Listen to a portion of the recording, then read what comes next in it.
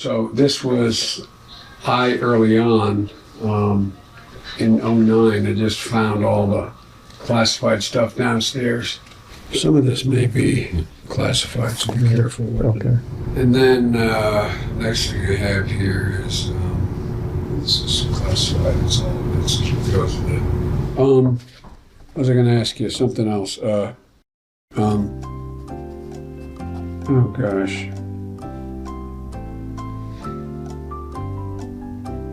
I can't think what it is. I award you no points. Come on, man. That was 4 days ago, 5 days ago. In this world, there's two kinds of people, my friend. Those with loaded guns and those who dig. Broadcasting from a Montana wilderness fortress at the headwaters of the Missouri, this is Matt Christiansen Live.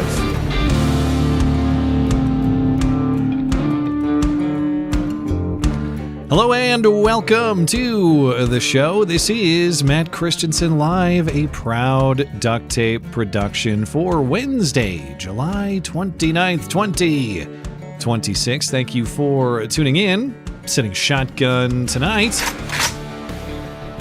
He has enough hair for the both of us. Skulldugger is here. Hello there.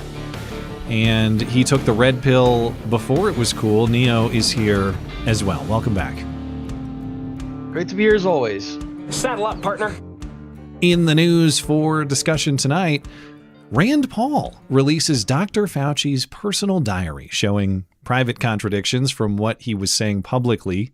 And then Fauci shows up before Rand Paul's Senate committee and pleads the fifth, refusing to answer any questions.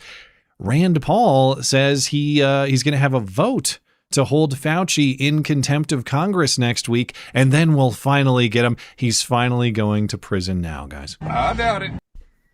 Right next to Hillary. They're going to be cellmates or blockmates. Can't wait.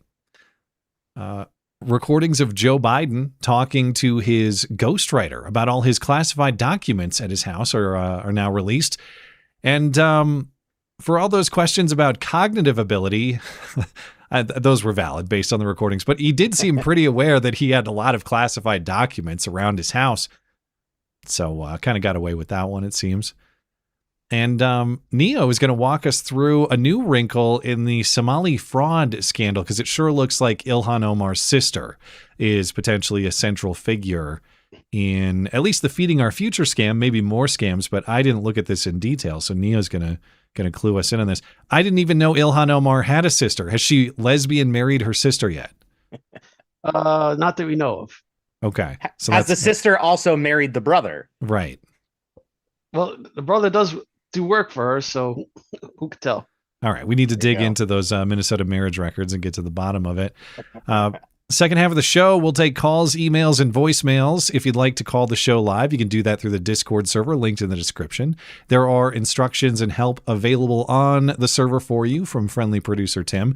If you'd like to leave a voicemail or a text message, the number is in the description. Note that the number, actually, text messages are gone for a second. I'll say more on that in a moment. Voicemails only. But if you would like to leave a voicemail, note that the number has changed after last week's technical problems. I'll explain that more in a moment. Before we get into all of that, got to say hello to our featured listener-owned business for the evening. That's our friends at Western Razor Company. And before we do that, don't forget, my new retro video game is available for pre-order now.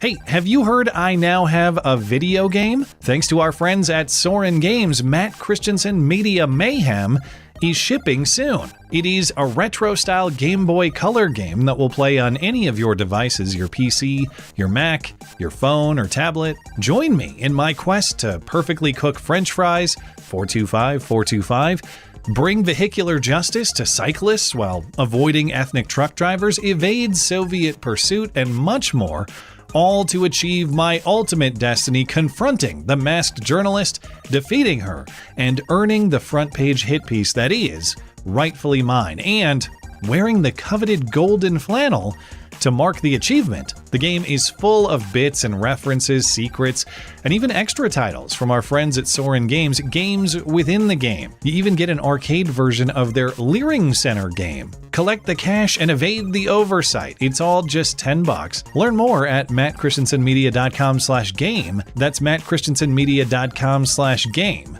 to pick up Matt Christiansen Media Mayhem, playable on all your devices.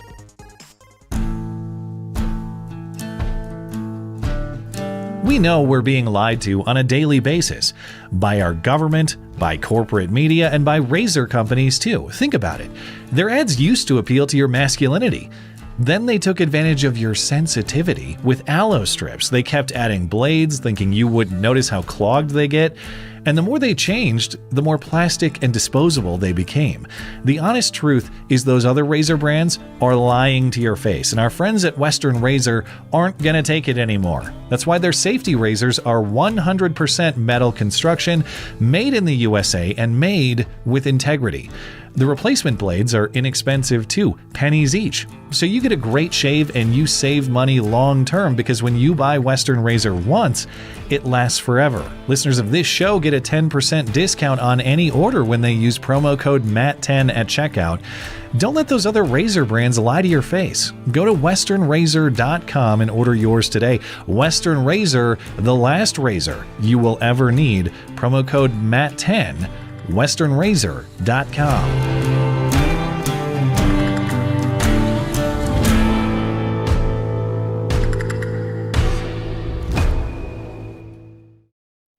Check out my retro video game at mattchristiansenmedia.com/game. Check out mattchristiansenmedia.com/deals for all my special offers from listener-owned businesses, deals by listeners, for listeners. Quick piece of housekeeping before we get into some news. Last week, there was a technical problem where voicemails were coming in silent. Unfortunately, all those silent voicemails were lost. I have no way to recover them. I tried, so if you left a voicemail last week and I didn't play it, it is now lost. But you're welcome to leave another one. And if you're listening live tonight, you can send one right now. We'll play it later in the show. But to fix it, I had to switch to a new service, which means changing the number. So the new number is 406-313-2926. As always, you can find that number and click to call on the contact page on my website, mattchristiansenmedia.com/contact. And as I mentioned, for now, text messages are not possible at this number. I tried. It's really complicated, and it's just not worth it, especially considering that we already have an email submission box. If you prefer to send a message by text, just use that email box on the contact page.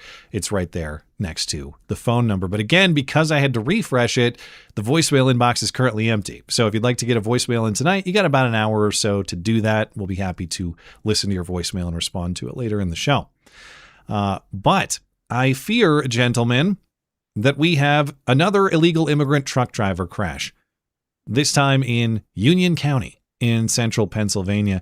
And admittedly, I am basing this claim solely on the fact that it is a truck driver crash. A guy wasn't paying attention, and he has an ethnic sounding name, and the story says he is of Bronx, of the Bronx, Neo's neck of the woods, New York. Okay. Oh, good. It wasn't me this time. So this is from listener Peter. Thank you to listener Peter in the MC Club Discord server for keeping us in touch with all the many potential illegal immigrant / foreign truck driver crashes going on.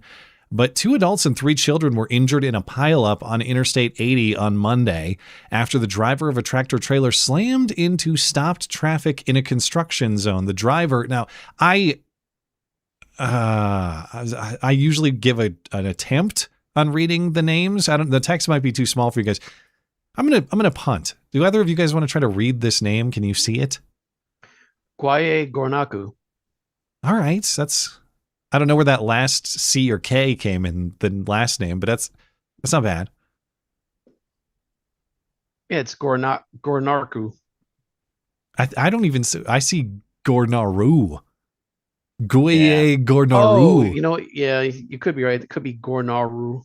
That's what I think it is.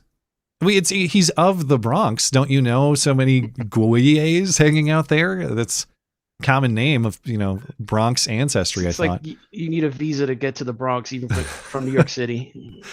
Well, this man, you don't have an attempt, Skulldugger. You're punting too. You guys got it about as good as I was gonna. All right. I've got Fair nothing enough. to add to that name. This man failed to observe stopped traffic. So far, the driver has not been cited, but investigation remains ongoing.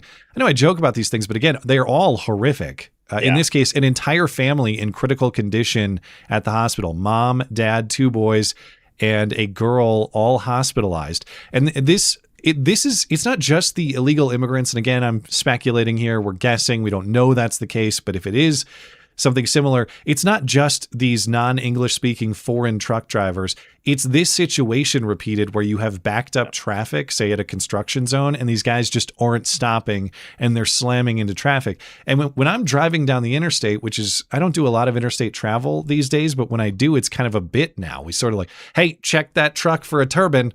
We got a suck deep sing in there or what?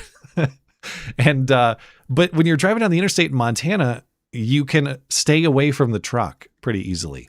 When you're backed up at a construction site or in an area with higher traffic volume, there is no avoiding. You are quite literally a sitting duck on that interstate, and your entire family might be claimed by some foreign guy who doesn't speak English because the state of California or New York or whoever sees fit to license them without English proficiency. So the disaster continues despite pledges to clean this up. That makes me sound like I'm dissatisfied with the current administration. I wish they could just snap their fingers and, at least in that regard, dissatisfied, snap their fingers and make this problem disappear. But this is on such a scale that it's like, well, you clean up what you can. And for the rest of us, if you're stuck on the interstate in a construction zone, just like leave as much room as you possibly can. That's the only advice I have, because this thing keeps happening.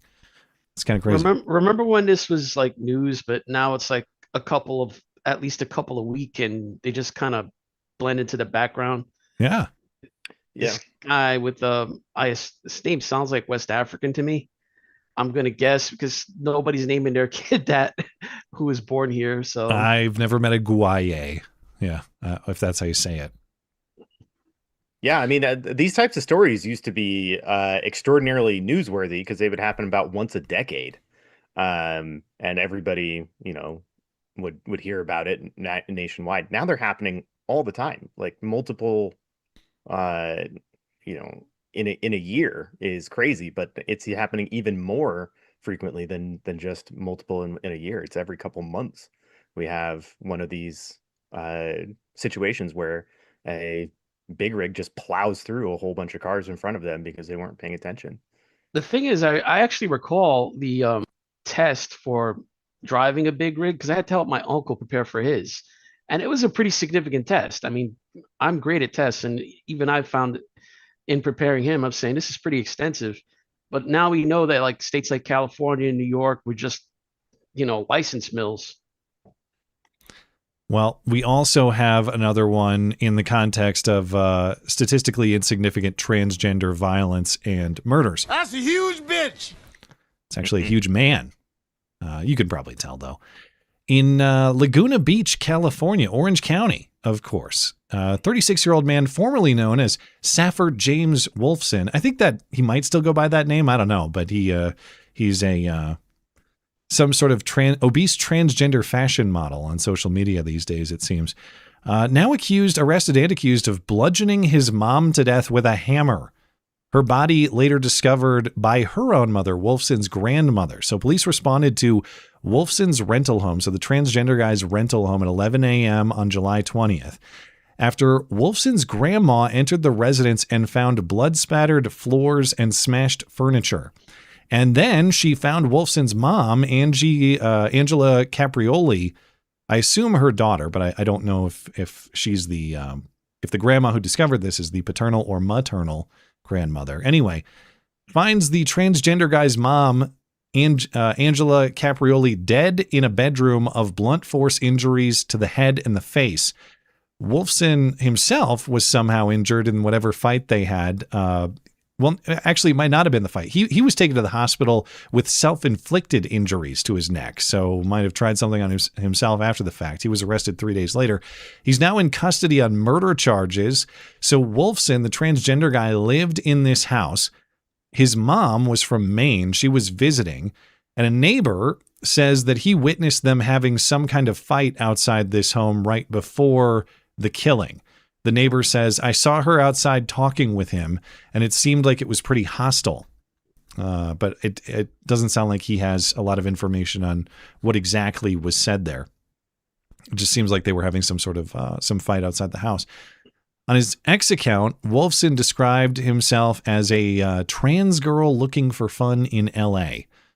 His TikTok account has videos of him dancing in dresses, miniskirts, crop tops, and underwear. And you scroll down a little bit more. What does it say about the LinkedIn here? I found this last couple paragraphs in the New York Post coverage here to be interesting. Wolfson, so the transgender guy, accused murderer, his LinkedIn profile says he co-founded Kevin's House LLC, a Southern California dual diagnosis sober living and assisted adult care facility that provides services for people facing mental health challenges. So it sounds like he's probably defrauding the government a little bit too. This was supposed to be some sort of safe house for rehab or something like that. I feel like the not being in on these government grifts is becoming like a minority. Yeah, I feel like the idiot. You know, what kind of jackass does honest work anymore?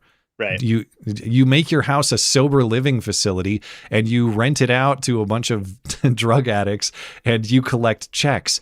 Actually, you don't do that. You don't put yourself at risk with drug addicts. You just make up people and say they're drug addicts and collect your money. Yeah, it's better. Yeah, much safer that way. Yeah. Anyway, just from the pictures, if this was 350 years ago, they would have just said that guy was possessed. Would it even be possible to be this fat 350 years ago? Was that even like a practical possibility in the world? Well, he appears to have gotten rather fat rather quickly. There's a lot of pictures of him that don't appear to be that old. That he's quite thinner. So I wonder if he was on hormone treatments. This could be estrogen bloat. Well, they say that he modeled all this stuff on his social media accounts, including mini skirts. Is there a skirt that fits him even remotely that qualifies as mini, though? Well, they're all mini. There's not a skirt long enough to actually cover that much territory. So. How are men this large even getting women's clothing? Is it specially made? I don't even get it. Ask Dave DeMoss. A long time ago, one of your shows, you were discussing it was probably the movie review of Silence of the Lambs. Yeah. When you were discussing Buffalo Bill representing some sort of bad role model for transgenders or something, or there was some sort of controversy with that. But why does the stereotype keep playing out? You have to be mentally insane to engage in this, so it manifests itself in any number of ways, including murdering your mom by hammering her in the face. Correct. But yeah, terrible. But every time this happens, it's so rare, so few of them. It's true insofar as the population is so small. But man, when you look at per capita, which itself statistically is questionable because the sample size is so small, but mass shootings, murders, look at the Zizian cult and all this nonsense that's going on. You can't tell me, I don't think you can tell any reasonable person that this sort of mental illness doesn't manifest itself in other behavior. And that other behavior is itself deranged, like hammering your mom in the face. Well, we're just going to act like one has nothing to do with the other. It's just that it is such a tiny sample size that you do have to take that seriously, though, because it's not that they're overrepresented; they're grossly overrepresented. Yeah, and increasing. The rate is increasing, which is interesting because the rate of this type of behavior is increasing as we are ceasing to treat transgenderism as a mental illness. So these are people who, if you want an explanation for why there's always been trans people around, but they haven't always had a penchant for violence, is because a lot of them were being treated for their mental illness, and now we no longer treat transgenderism as a mental illness, and so these people are not getting any treatment, and this is the side effect when you have mentally ill people just running amok in society. It's going to lead to some pretty aberrant behaviors, and that's one of the things that we're starting to see a pattern of violent behavior in people that would have otherwise have been in counseling, in therapy, possibly even on medication. We can't say that this hasn't been encountered before, because then where did Alfred Hitchcock get the idea for Psycho? And that, I don't know how long ago did that movie come out. I've seen all kinds of crazy posts trying to explain away how actually that wasn't transgenderism depicted in that movie, because actually it's this or that. I can't remember, but it's the same thing with Silence of the Lambs, where we used to look at the, whether you want to call it just mere cross-dressing or whatever it is, and it's not actually transgenderism, it's something else. Previously, it was culturally understood that people who believe they are the other gender are fundamentally delusional, that this is a sign of some sort of mental problem. Again, I don't say that with hate. I say that with an understanding that this is something that has to be remedied. This is something that has to be treated. This is something that is abnormal. It is an indicator of craziness, for lack of a better word. We used to understand that, and now we don't. And I think you're right. That just we don't do anything about it until moms get hammered in the face. But that's the cost of tolerance, apparently. Anyway, good work by Dangerous Spaces. It says Psycho was released in 1960. Ah, well, he's always on it. We appreciate producer Tim. Okay, let's get into Dr. Fauci. His diary is out. I love good AI art, and whatever you think of Rand, I know that like not everyone loves what Rand Paul is doing. You think this is all for nothing, and it probably is. But the AI art from Rand Paul was top tier. Not just the sweater on Dr. Fauci, but all the details. Lisa Frank poster and Babysitter's Club and Saved by the Bell and the Beanie Babies. This Pogs, look at the Pogs on the shelf behind him. There's high level 90s detail in this this AI art. So I give Rand Paul credit for that. But I read pretty fast, and it took me hours to get through all that. And it did seem like the writings all of of a it? little girl. Oh my God. It's 1,000 pages. I'm not reading that shit. Yeah, that's why I didn't even start. I saw how much it was, and I was like, oh, never mind. I'm not even AI summarizing that, man. It exactly read like it was the diary of a little girl. He was, oh my God.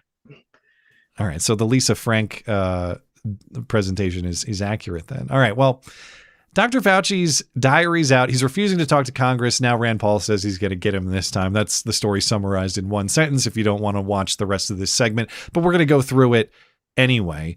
On Saturday, Rand Paul released Dr. Fauci's personal diary entries dating from December 2019 through December 2022. Again, it's like 1,000+ pages, okay? This is a mass volume of really it's diary. I mean, I guess Neo's the one who read it. Maybe diary is an appropriate term. I thought maybe that was kind of sensationalized, but he never dreamed anyone would ever read this stuff.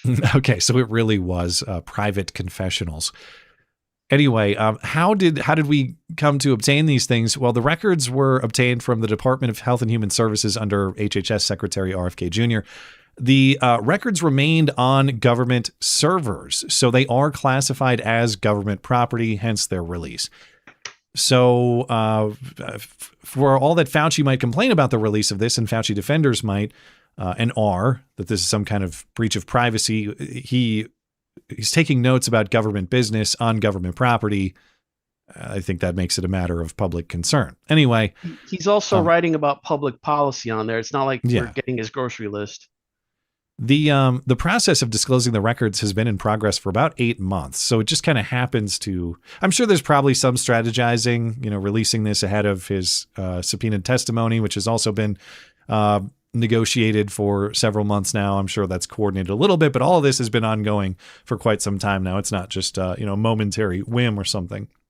But in general, the records show that Dr. Fauci was writing things privately that contradicts things that he was saying publicly. Most significantly, Dr. Fauci wrote in January 2020 that almost all, at least in a particular conference call he was on, that 10 out of 12 or almost all of the experts he was talking to, which these people are named in his notes on the call, they believed the lab leak origin of the virus was very possible. And you have the dozen people listed here, including Francis Collins, who at the time was director of the NIH. All believed, I don't know if Francis Collins was one of the 10 or one of the 2, but out of these 12, 10 believed that the lab leak from the Wuhan Institute of Virology, very possible. 2 were convinced of natural origin, but then, of course, Fauci would go on to tell the public that it obviously was natural origin. He would advise the authors of the proximal origin paper to scientifically convince us all that it was natural origin, nothing to do with the Wuhan lab. Also, we had Fauci saying things differently publicly about the COVID fatality rate than he was writing in his diary. In February 2020, he wrote how the virus fatality rate was about 0.2 to 0.3%, or 2 to 3 per 1,000 cases. He said that number's kind of like a bad flu, because the flu death rate is about 1 in 1,000, or 0.1%. Then a month later in March, he was saying the fatality rate is 2 to 2.5% publicly. He said it on Hannity's show, might have said it elsewhere too. But that would be 10 times greater, and it wasn't a mistake, like he put the decimal in the wrong spot. He said during that description that coronavirus, COVID-19 was 10 times more fatal than the flu.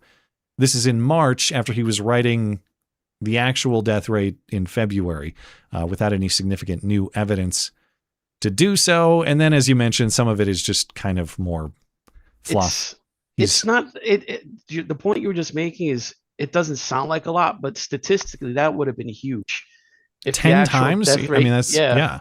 If it was actually 2-something%, it would have been a 1 out of 50 plague, people dying. That's a lot. Yeah. And Which then there's those numbers never came for nothing even close to I that. wonder if even in the worst populations, people with comorbidities, people who are older, people with whatever complications, if it was even 2%. Maybe. I guess if you take the sickest people on the planet, maybe.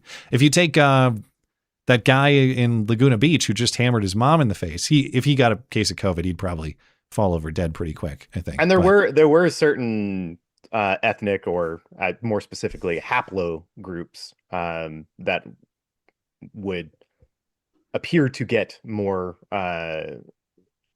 sort of stronger infections from COVID, and the rates were higher. It seemed to affect people of Italian descent and Persian descent on a higher degree. As far as the vanity component, yes, he is looking into the mirror. What am I thinking of? Snow White. Who's the lady who says "Mirror, mirror on the wall, who's the fairest of them all"? Yeah, that's the evil queen. Yeah, that's like Fauci apparently writing in his diary. The press is still hot and heavy about me, he wrote in April 2020. He called a Washington Post article very flattering, and he said, it is not hyperbole to say that today I am the most famous and talked about person in the country and one of the most recognizable people in the world. Congratulations, butthead. Gag. Okay. So all of that brings us to this Senate appearance. And again, Fauci was previously subpoenaed to appear before Rand Paul's Homeland Security and Governmental Affairs Committee. The appearance has been in negotiation for months. Fauci shows up this morning with several lawyers. I think he had 6 of them, something like that. And he's trying to have one of these lawyers speak for him. And Rand Paul refuses to let that lawyer talk because, that's not the person who was subpoenaed to testify. And because Fauci's lawyer keeps talking, Rand Paul actually kicks him out of the meeting to start the meeting. If you are unruly, you will be removed from the proceeding. You are not recognized, and you are not recognized, sir. Sir, you are not recognized. You are not recognized. Security, you are not invited here for testimony, sir. You are being disruptive. Security, please remove him from the room.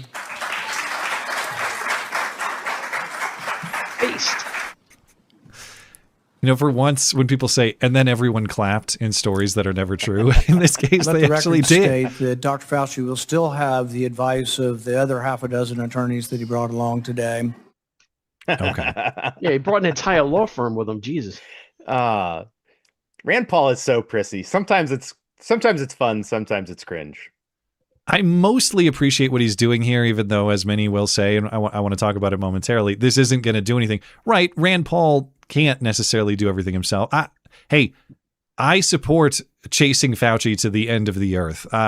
This guy, of all the people who belong in prison, Dr. Fauci is perhaps top of the list. So I'm not going to be mad at Rand Paul for chasing to that cliff's edge. But so the lawyers get kicked out. And I heard reports today that these lawyers are like $1,000 an hour lawyers. We're all paying for that through Fauci's salary and the rest of his money. That was part of Josh Hawley's questioning today, was how much money Fauci made in awards and other things based off of his notoriety that he was praising himself for in these diaries. There seems like, independent of everything we're talking about in this conversation, that's new information to me. It seems like there's a lot of ethics implications to how remember all of that these awards were given out by people who were soliciting him for grants. Okay, so right. So it's a corrupt, a quid pro quo, some might say. Right. And this is on top of him already drawing the highest salary in U.S. government history. Yeah. The highest paid government employee, including presidents. Ever. Yeah. Oh, that's not uncommon. And presidents don't, as far as government employees, presidents don't actually make that much money. So salary wise, I should say, salary wise. Once Fauci's lawyer gets kicked out, Fauci is then recognized for his opening statement, and he says he's invoking his Fifth Amendment right against self-incrimination. In other words, he's not going to say anything because this is all just a Rand Paul witch hunt.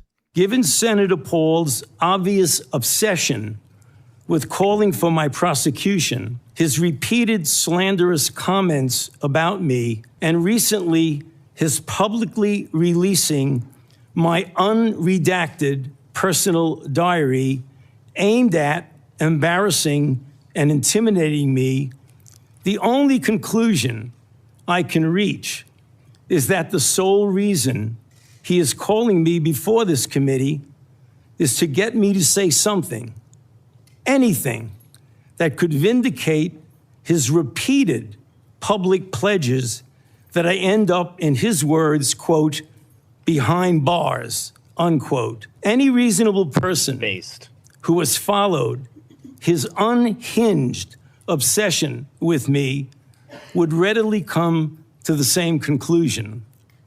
Therefore, although it pains me to do so, because of the respect I have for the legislative branch of government and my decades-long record of cooperating with Congress, under the advice of my attorneys, I will invoke my right under the Fifth Amendment of the Constitution to refrain from answering your questions.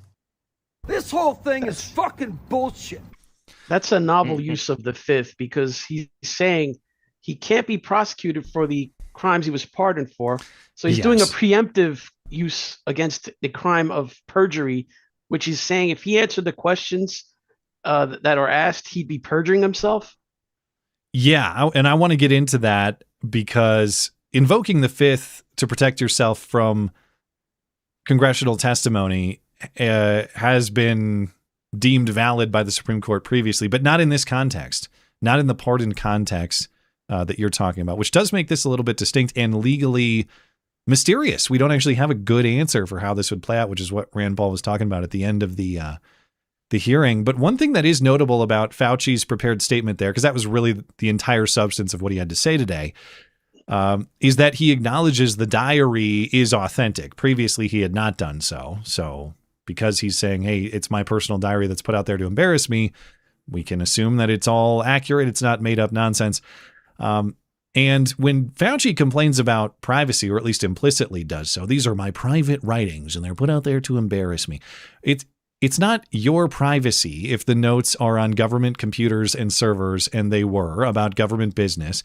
And number two, even if it was Fauci writing about who he has a crush on or whatever, this guy advocated for violating everyone's privacy for years. Vaccine privacy, house gathering privacy, church privacy, place of business privacy. All of your day-to-day affairs were his business, at least in terms of what he was advocating for public policy. His business and the government's business. Now, government business, his government business, is not your business. Notice the sleight of hand in his complaining. But I don't really have too much sympathy for his sense of embarrassment about his diary. I mean, I'm old enough to remember the hearing for the Honorable Justice Kavanaugh, where they made fun of him all up and down everywhere. The left did for keeping detailed calendars. Oh yeah, I forgot about that part of it. Yeah, that's not nearly as embarrassing as what Fauci has kept in his. Remember the diary. demand to know what buffing was? Yeah, remember that bit? Oh my god. Okay. Well, the other thing about Fauci, though, era teen slang from Maryland. The other thing about Fauci, and what's interesting in his pleading the fifth, is that he seems to be recognizing, or his legal team seems to be under the impression that his pardon is not airtight. Because if his pardon was airtight, you can't plead the fifth because you're not under penalty of prosecution. That's actually unambiguous. I forget the citation, but an 1896 Supreme Court case did rule that if you cannot be prosecuted for the crime, you cannot invoke the Fifth Amendment protection. Yeah, right, because there is no incrimination. And I want to get into that momentarily. I think one of the big issues is the broadness of the pardon creates some ambiguity. So because the pardon doesn't say Fauci's hereby pardoned for, this event, this day, this particular action, it's a decade's worth of stuff. Right. What fits in there and what doesn't, and what is legitimate, NAIAD, whatever the acronym is, the agency he was running. What is legitimate business there and what's outside the scope of it? What's his personal stuff? Because the pardon is so broad, what it covers is a question which I'm sure his lawyers are thinking. But just to test this commitment to his invoking his Fifth Amendment rights, committee members asked questions anyway, and Fauci answered how you would expect him to answer. What day of the week is it today? On the advice of counsel, I respectfully decline to answer based upon my rights under the Fifth Amendment to the Constitution. What color tie are you wearing? On the advice of counsel, I respectfully decline to answer based upon my rights under the Fifth Amendment to the Constitution. What color's the carpet in front of you? On the advice of counsel, I respectfully decline to answer based upon my rights under the Fifth Amendment. Okay, and it goes on and on and on. But how bad was it for Fauci? So bad that based Frankenstein, John Fetterman, actually put on a suit to rip Fauci and say he regrets listening to him. It's not about much more your regrets, but I have one. And that is early on that there was the theory that the virus could have emerged from the lab. And early on that became like a right-wing kinds of theory. And I thought it seemed to make sense. Now, there was a really advanced lab that was close by, and then you have this unknown virus out. I think that the next time our nation's facing something like this, we are not become, as I might have been, blinded by the partisan idea. He's absolutely right. What size is that man's suit jacket? California King? Yeah, it's the same size as that Laguna Beach Troon. That's Good what it is. Lord. Well, one of the things I wanted to say about all of Fauci's pleading the fifth is like the fifth wouldn't even come into play for those questions. Like, what day of the week is it? That's not incriminating. Your Fifth Amendment does not cover that question. Well, what in terms of invoking the fifth, I do want to take a trip down memory lane here, because I was told by Democrats and Adam Kinzinger, who was effectively a Democrat when he was in Congress, previously, that invoking the fifth says a lot. What exactly does pleading the fifth say? Adam, I wish we could get a follow-up tweet. As outgoing Congressman Dan Goldman said, involving his targets of congressional investigation previously, you don't take the fifth if you didn't do anything wrong. Bingo. I assume they're applying this standard to Fauci. I don't know. I haven't checked. I disagree with that statement anyway. I actually do on principle, but I agree. When people have criminal prosecution powers against you, it is not wise to give them ammunition to. So I do think Fifth Amendment rights are important. I don't think we should presume people exercising them are bad actors or doing something wrong. I'm just wondering what happened to this standard. Fifth Amendment invokers are bad guys. Where's Dan Goldman to lecture Fauci. I'm still waiting for it. Well, the other interesting thing about Fauci's parade of Fifth Amendment is if this does trigger a contempt of Congress, that's not pursuant to the time period that is covered by his pardon, because it's happening now, which is after the time period. So if he's doing something that is contemptuous to Congress, that's something he can be prosecuted for now because it's not covered by his. Yeah. I guess their thinking is it's just a low level crime, so who cares, and unlikely to happen, I assume, is their calculation. The problem with this here is the venue, because if this was a courtroom, he could not hide behind the Fifth Amendment because the judge could just find him in contempt right on the spot, even in theory, send him to jail right on the spot. That is weird that courts have that like quasi prosecutorial power that Congress doesn't. It's the thing that Congress could do, which would render his Fifth Amendment completely moot, is say, okay, we'll give you, use immunity. They don't even have to give him full immunity. He's already pardoned. Just say whatever you say in front of us, we can't prosecute you for, even if it's even if it's a crime, because then he'd be admitting that his answers themselves are criminal, which how is he going to stand behind that? Well, both of you identified the big legal issue here, and the thing that actually makes this legally distinct, this case, because people refuse to answer congressional questions or testify in front of Congress. It happens all the time. So this is not unique in that regard. What is unique is exactly what you're talking about, the blanket pardon for Fauci from Biden's auto pen when Biden was leaving office in January 25. And if we remember that pardon, it was effectively for anything he did in his capacity as director of National Institutes of Allergies and Infectious Diseases. Yeah. So the question legally then is, does taking the pardon, which Fauci did, he accepted it, does that remove one's Fifth Amendment rights against self-incrimination? Now, for review, briefly, the Fifth Amendment, of course, says no person shall be compelled in any criminal case to be a witness against himself, as in the right against self-incrimination, which is what Fauci is exercising right now. Article 2, Section 2, Clause 1 of the Constitution outlines the presidential pardon power, virtually unrestricted, to grant reprieves and pardons for offenses against the United States, which happened in this case. So if Fauci was pardoned, as he was and is, the question is, does that risk of self-incrimination that the Fifth Amendment protects against, is that risk still real, or is it removed? And if it's removed, do his Fifth Amendment rights dissolve at that point, or do they remain? You guys mentioned some Supreme Court precedent. There is a Supreme Court precedent on this question. 1896 case Brown v. Walker really answered this question directly, like you were saying, Neo.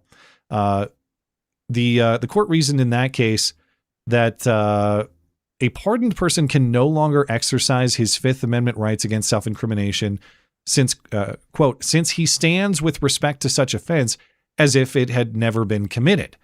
There's some additional clarity added to this in the 1915 case of Burdick v. United States. President Wilson pardoned a newspaper editor named Burdick regarding a leak from the Treasury Department to his paper that he was running at the time. And it was believed that Wilson pardoned Burdick for this reason, specifically to remove his Fifth Amendment rights to compel his testimony in Congress. Burdick, in that case, actually refused the pardon. So the entirety of that case rests upon the theory that pardon equals removal of Fifth Amendment protections. For that reason, Burdick refused the pardon, and the Supreme Court protected the right to refuse a pardon. A pardon is only valid if the recipient accepts it, agrees to it. So we don't technically know where Fauci stands in this legal world right now of his right to refuse to answer these questions because of this pardon, but it would seem that Supreme Court precedent is against him, which many senators spoke to today. Anyway, all of that brings us to Rand Paul closing up the meeting and saying he plans to hold a vote at least, to hold Fauci in contempt. It's not his decision. There would have to be a committee vote and a full Senate vote, I believe, is how that would work procedurally, but don't quote me on that. One thing on this before we move on is, so Fauci invoking the Fifth would suggest that, so any activities that he conducted under his official role would be covered by the pardon. So the fact that he and his legal team are nervous about things that he could be questioned about in that diary would suggest that he was engaged in activities that were not pursuant Even to the his role. stuff Howley brought up about the awards, like, is that really his official capacity as NIAID director? Right. So Probably anything not. that It sounds more personal. anything that's outside of that sphere. So you can read this as them being that nervous that something is going to come out that is going to point to activities that he was engaged in that were outside of the sphere of the activity he's supposed to be engaging in, and thus not covered by the pardon, and thus opening him up to legal ramifications. So I'm less convinced that they're worried necessarily about the legal ramifications. I think just from reading the diary, Fauci seems to be overly concerned with his legacy, his public image, and his standing with the right people, the elite left, that I actually think he's more afraid of being embarrassed publicly and humiliated. I mean, it could be both. And the possibility that he would be prosecuted, convicted, and sentenced to anything of significant legal consequence is so remote. That's just my thinking. I don't know how remote it is with Rand Paul still being active in the government. Rand Paul's on a crusade against Fauci. So that's the thing. Paul's tools are limited. That's my only thing. Yeah. If this was in a courtroom, he'd have no leg to stand on. This is basically all Paul can do is pursue him, in a court of public opinion. And contempt of Congress is as we've seen, is not a very effective hammer. Well, yeah, I mean, and it might not be, especially for the next 2 years, but in 2028, there's going to be an election for president, which even if the Republicans win that, it will still represent some amount of the changing of the guard. Whoever comes in is not going to be Trump. It's not going to be the same system that Trump has imposed upon the Republican Party for the last decade. So who knows if the next say a Republican wins, who's somebody who's more aligned with Rand Paul on this and actually wants to pursue this. That actually would also it would mean that you'd have another 4 years of attrition of Democrat officials in power as they retire, die, or get fired. So yeah, the people that are into positions that operate our government would naturally just become more, for lack of a better word, Republican. So you're right in that the environment would be better. Let me play what Rand Paul had to say about holding this vote to potentially hold Fauci in contempt of Congress. I think there's another legal question that the courts may have to decide upon, and that is whether or not a presidential pardon that offers you complete immunity, that you can still claim that you need protection from immunity when you've been protected. Because Dr. Fauci isn't liable for anything as long as he tells the truth. Even if he admits that he destroyed records on a routine basis. His assistant said she destroyed a ton of emails. I think it was a routine thing. So I think we all have to individually answer this question. We welcome you to be part of helping us figure out the question. But there will be a vote, at least right now, there will be planned to be a vote next week on contempt. Okay. Thank you, Mr. Chairman. Ooh, don't do it. Please don't do it. He's not correct. It's not absolute immunity. It's immunity within his within a particular job or scope. The detail of Just his job. And that's just from his plan, though, if he holds a vote, if they actually held a vote, and remember, it would not be subject to filibuster. It's not a legislative vote, so a simple majority wins. I think he'd have the votes. I think he probably will. And he probably will. I have seen a fair amount of right-wing criticism of Rand Paul today. And I get it. Like, okay, get more information that Dr. Fauci is a corrupt piece of crap who fleeced the country, destroyed our economy for years, ruined schooling for kids, and any number of offenses against the United States and the people of the United States. and nothing's going to happen. And there's nothing we can do about it. Yeah. And I get that pessimism and frustration. I don't think it's really fair to go after Rand Paul or members of Congress for that reason, though, because again, they have no power to prosecute Fauci. All they can do is investigate and bring this information to the public and to the Justice Department. And so far, they're doing that. They're bringing us more information than we had previously. They're going to vote, presumably, to make a referral to the Justice Department to prosecute for this reason, contempt of Congress. Unless the DOJ acts, none of this matters. That's true, other than there's more information in the public, which is in the public's understanding, which is still valuable.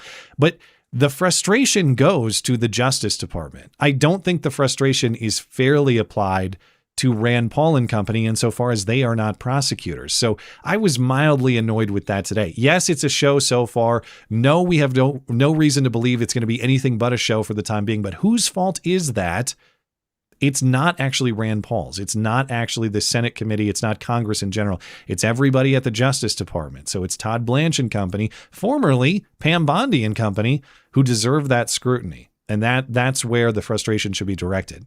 It's not just the accountability for Fauci, because let's say it sounds like we're all in agreement about the pessimism of any actual consequences happening to Fauci, but what about the actual underlying issue? This was actually one of the first times I ever called your show. I think I recently made a video about the lab leak theory about the Wuhan Institute of Virology, is that we had a ban on a certain kind of research. Fauci clearly went around it by paying the Wuhan Institute of Virology to engage in that research. And he then covered up every bit of evidence that pointed to that lab as the source of the virus. If you remember, I think I was joking with you. I said, what are the odds that a bat coronavirus happens to appear in a city within a 1 mile radius of the only institute in thousands of miles that studies that particular virus coming out of bats? I should go find that clip. It's got to be out there somewhere.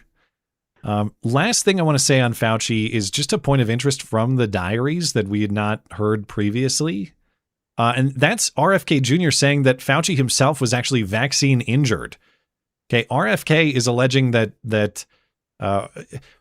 the condition or what happened to him is not alleged. That happened. At least he wrote about it in the diary. Whether it was caused by the vaccine, that's alleged.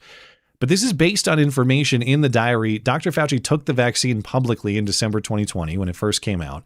5 months later, previously unknown to us, Fauci had a pulmonary infarction. That's a loss of blood and oxygen to the lungs, blockage of blood flow generally. It can cause lung tissue to die in a particular area where the blood flow is lost. We don't know, again, that the vaccine caused this to happen to Fauci, but RFK says it is a known side effect, and Fauci previously denied the link publicly. He got vaccinated, a very, very public press conference in January of 2020. And then 5 months later, he had, and this is the first time that we knew this from the diary, he had a pulmonary infarction, which is one of the adverse events that NIH, CDC, and FDA said are expected from the vaccine. He never told anybody. He got treated for it privately by the best doctors in America. At the same time, he was telling everybody that that was not an adverse event. So, you guys think that it was a legit vaccine injury or what? I know it's just guessing, but that would be a crazy wrinkle in this story if that's true. Even if it wasn't certain, the fact that it wasn't disclosed at all shows that, again, they were just hiding this. I don't agree with that. I am fine with people hiding their health issues. You have a right to medical privacy in this country. So what about denying the link publicly though? Like, it doesn't seem a little dishonest to downplay the linkage if you in fact experienced the linkage? Or I guess maybe it's no more dishonest than just disregarding the linkage that's publicly known anyway. Right, but I mean, how known is that linkage though? There's still there are still questions of that linkage. I'm not saying I'm not saying that they're not linked right now. I believe there is a linkage. I'm just saying that the lines that draw those linkages together are still not clear today. They certainly and it was December 2020 into the spring of 21. Right, they certainly weren't clear at that time. The only thing is did this interfere with his ability to serve in his position? Because if you recall, Biden had it. Was it who was that officer? Was it his chairman of the Joint Chiefs that just disappeared for like 2 weeks without telling anyone, and it was a medical issue? Yeah, And it was Defense Secretary Lloyd Austin. Yeah. Yeah, and he just went MIA. Yeah. And obviously, if there was a health issue that was interfering with his ability to, I don't know how serious the Fauci health issue was. I didn't go into that great detail, but it sounded like a pulmonary infarction. Doesn't sound like a cough. Well, as someone with experience in blood clots, I don't know. For me, I didn't require surgery or anything, but it definitely deep vein thrombosis. Yeah, it wasn't DVT that he had, but something close. Anyway, I'm running up on the top of the hour, and I want to make sure, Nia, we give you time for your Somali or your Ilhan Omar sister story. How much time do you think that will take? I want to decide if I want to take calls before that or after that. It shouldn't take that long. You think like 10-minute range, or is it longer than that? That should be enough. Okay, let's do the. I'm going to come back to Joe Biden later, maybe after calls. We'll touch on Joe Biden's recordings. It's a quick story, but let's get into what you know or what you've learned about Ilhan Omar's sister, who maybe is a central figure to the widespread Somali fraud in Minnesota, but it sounds like specifically the Feeding Our Future sandwiches for ghost children scandal. That is maybe the biggest fraud in the country's history, or certainly the biggest fraud in Minnesota history. The I forget.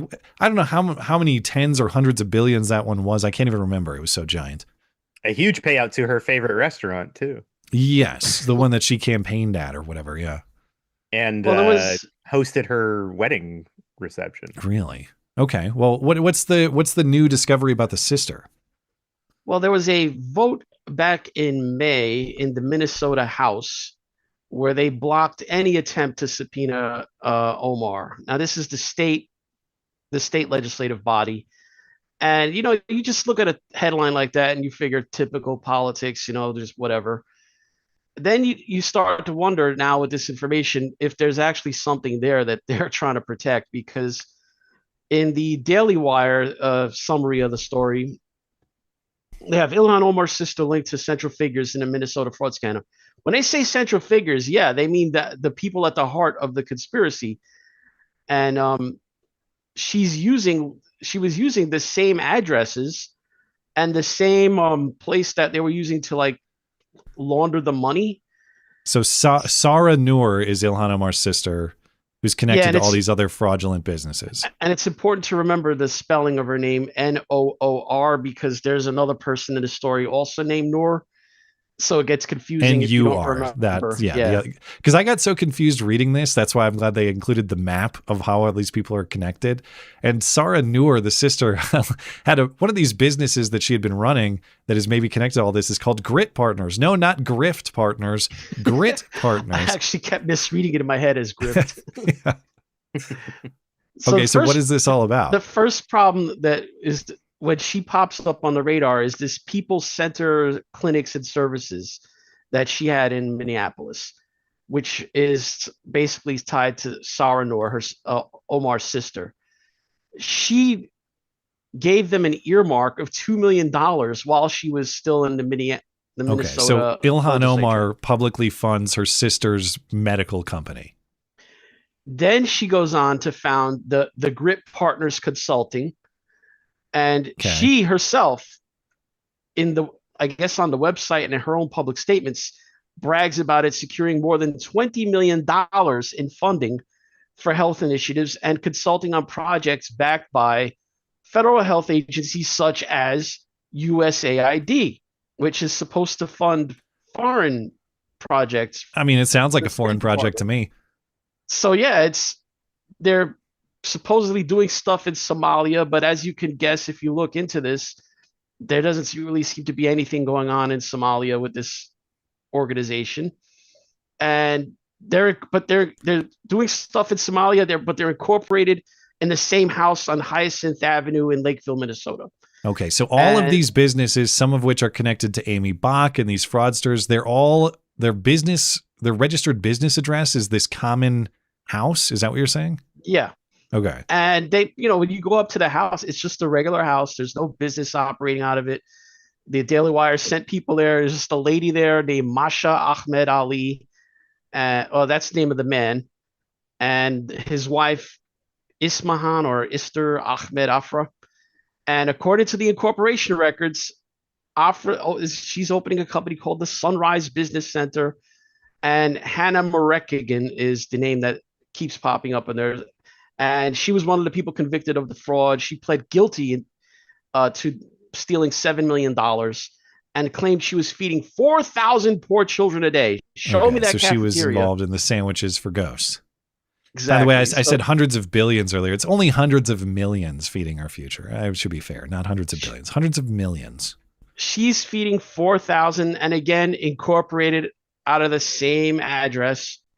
On LinkedIn, she listed them as her employer at that same address. Again, just the house where nothing's going on. And then it was also tied to that. This was the only, remember that lady that she was not Somali, Amy Bach? Yes, she was the ringleader of the entire ghost sandwich operation. She got 41 years in prison. Yeah. And she was basically the person, I suspect she's the one that taught Somalis to scam. And they were all just running out of that same Hyacinth Avenue house. There was like at least 8 companies that, if you're looking at the chart there. And if you look at the chart, her sister, she's connected to the People's Center and the Grip Partners. How is she doing all this without Ilhan Omar? Well, it sounds like at least the one business was completely dependent on, well, I don't know about completely dependent, but $2 million in an earmark is significant funding. I'd have to see how much revenue the People's Center clinics is generating. But $2 million seems pretty significant. Sarah Noor, Ilhan's sister, is also married to a guy who is a politician in Somalia. Okay, so. And he owns businesses in Minneapolis that are also in on the grift. So how does I'm so confused. I mean, I get the spider web that they're all connected to this one house and that all these businesses are interconnected. And it seems circumstantially entirely plausible that it is nothing but a giant spider web of fraud. But isn't the brother that she married involved in this too? Doesn't he have what's his connection?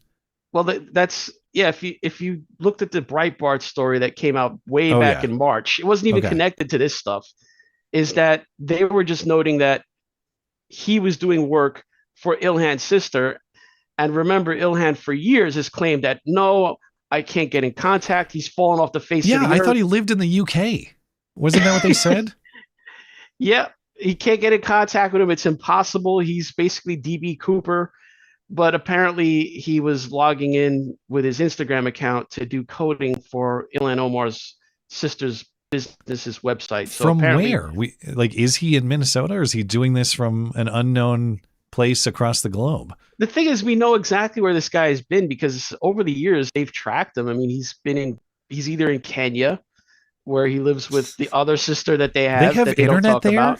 He can code from Kenya? I guess so. Maybe they use Starlink. Kenya is actually one of the more developed African countries. So it's clear what happened though, because the brother is clearly gay. If you look at his social media, forgot about that angle. He's just basically flaming homosexual, and the father apparently was not happy with this. That's why he wanted to get him into the United States, live with his sister. Having him marry her was an interesting way to go about it, but again, you have to remember so much has been lost over the years. I actually remember there was a picture of him in the hospital, and the oversight was that he had on his hospital bracelet his name, his date of birth, and everything, and it was an exact match for Ilhan Omar's husband on her of course, or documents. So you'd have to believe she married a guy that had the same exact name, the same complex set of Somali naming conventions across 4 names, who also happened to be born on the same day, attended the same schools, high school and college in another state, and was living at the same addresses as Ilhan Omar. Well, who's going to be prosecuted first, Dr. Fauci or Ilhan Omar? Neither. Trick question. Yeah, we're never going to see the day. Okay, is there anything else you want to say on that one, or should we move on to some callers? only thing I'm going to say is that how could all these millions of dollars be flying around and no one asks Ilhan Omar, well, where is your sister's kitchen that she was feeding these thousands of people out of? Yeah. It is absolutely wild the amount of fraud that she is connected to, and the fact that like there's been absolutely no action taken against her in Congress. Like this is just another indication that the Republican Party has absolutely no idea how to wield power. I don't think people understand the scale of this. We think of the Somalis in Minneapolis and we think there's millions of them. There's actually not that many of them. There's like 100,000 of them. Yeah. It's just that they're all concentrated like in the same small geographic area around Minneapolis. It's essentially a colony. So if half of them are children, about half are 50, say half of them are under 18, it's only 50,000. Where are all these millions of starving Somali kids in Minneapolis that are getting fed? They don't exist. Well, or they were feeding non-Somali Minnesota children, but just the volume. I remember part of the case in the Feeding Our Future case and how all that was broken open. They had FBI agents or whoever the federal investigators were just staked out outside of the place, and they noted that like 2 people went in there a day. I mean, to satisfy the volume of food that they were claiming would have required round the block lines of people, like they're going to a sold out concert or something. And nobody was going in there. And of course, and that particular restaurant, what was it, like Safari? I think that was the name of the restaurant. It's not just that this was a central point of the scamming. It's exactly like you were saying, Skulldugger. What are the odds that Ilhan Omar has her 2018 election night victory party at Safari restaurant? Oh, wow. It's a really happening place, I guess. Everyone likes to go get ghost sandwiches there and then celebrate a congressional election victory. Where there's smoke, there's fire, of course. This entire thing is nothing but billows of smoke everywhere, and we still can't find... Prosecuting Fauci, given his pardon, probably pretty difficult. Illegally complicated. How it's not possible to go after Ilhan Omar, I don't think you can explain with anything other than cowardice at this point. I don't even. Here we have it's classic political corruption because you have money that changed hands for sure. So it's not an abstract thing. I don't even need her prosecuted for any of this, as nice as that would be, because she's obviously connected to multiple fraud schemes. I just need her kicked out of Congress. I need her to not have a vote on the floor of the House of Representatives. Just Congress? I'd like to see her kicked back to Mogadishu. Well, we'll baby steps. We'll start with one. She says that is her country. I mean, make no mistake about it. She actually gave a speech where she said she's in Congress to serve Somalia. And don't forget, there's a very credible case that her entire citizenship is fraudulent. That all of that is actually a scam, and she should be kicked out on that basis too. But sure. Anyway, all right. We are going to get to some callers. Thank you for that, Neo, because I had not read into that story. I appreciate your breakdown on it, and thanks for bringing that to the stream. We're going to get to some callers before we do. Hey, have you considered joining the MC Club? Well, you should. Here's why. Hey, if you enjoy the show, please consider supporting the show by becoming a member of the MC Club. For as little as $1 a month, you will enjoy a series of exclusive perks, including ad-free videos and podcasts, video calls, and a community Discord server with me and other listeners, loot box giveaways with channel merchandise, your name in the credit roll after videos and streams, and much more. But most importantly, you will help keep the Duct Tape production alive and independent from all those sinister forces of control. Join the MC Club at mattchristiansenmedia.com/support. Linked in the description.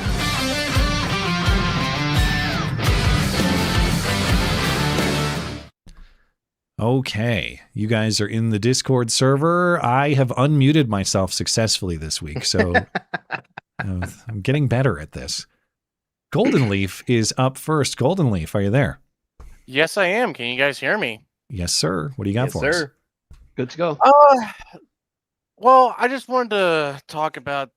Well, I just saw your story talking about the transgender murder, and I don't know. Have we been seeing more, or have you guys been noticing either an uptick of individuals claiming to be trans, or like just with the more prevalent social media that there's just been more in the woodworks that we just haven't really been seeing. I think we're past the height on the parabola here. I think we're on the downside. Just my gut reaction. I think so too. Especially like once again, the coverage of this particular individual, all of the news stories I saw referred to him as he. Not a I was wondering if that was just New York Post or if that was common. I read multiple. I didn't see a single one of them that referred to him as she, despite the fact that his pronouns on all of his social media is she. The world is healing. That's yes. good. Even the media. I actually saw polling that showed that people who claim they're transgender has decreased in the last year or two. Why do you Who's think doing that is? polling? Do you remember? Yeah, I don't recall. It was this was like earlier in the year. Sorry, Golden Leaf. I didn't mean to step on you. Go ahead. Oh no. I was asking for that question that Neo put or that poll. I'm wondering why it is. Is it just because of, I guess, the clampdown on social media with those types of content, or No, I just think that the society? Yeah, I think the derangement is getting exposed. I think people realize this is. I think for a lot of people, this is a bridge too far. That the level of truth denial that is required to adopt this worldview is just they're not willing to do it. Maybe someday we'll become even more delusional and cross that bridge. I just think even for people who are sympathetic to the concept of gay rights and other alternative lifestyles, transgenderism requires such a fundamental denial of reality that they're not willing to get with that. I think two people I think turned the tide. Elon Musk, he bought X, and on this specific issue was very outspoken. And believe it or not, J.K. Rowling, maybe she was very firm on this issue, even though she probably disagrees with us here on almost every other issue, politically and socially.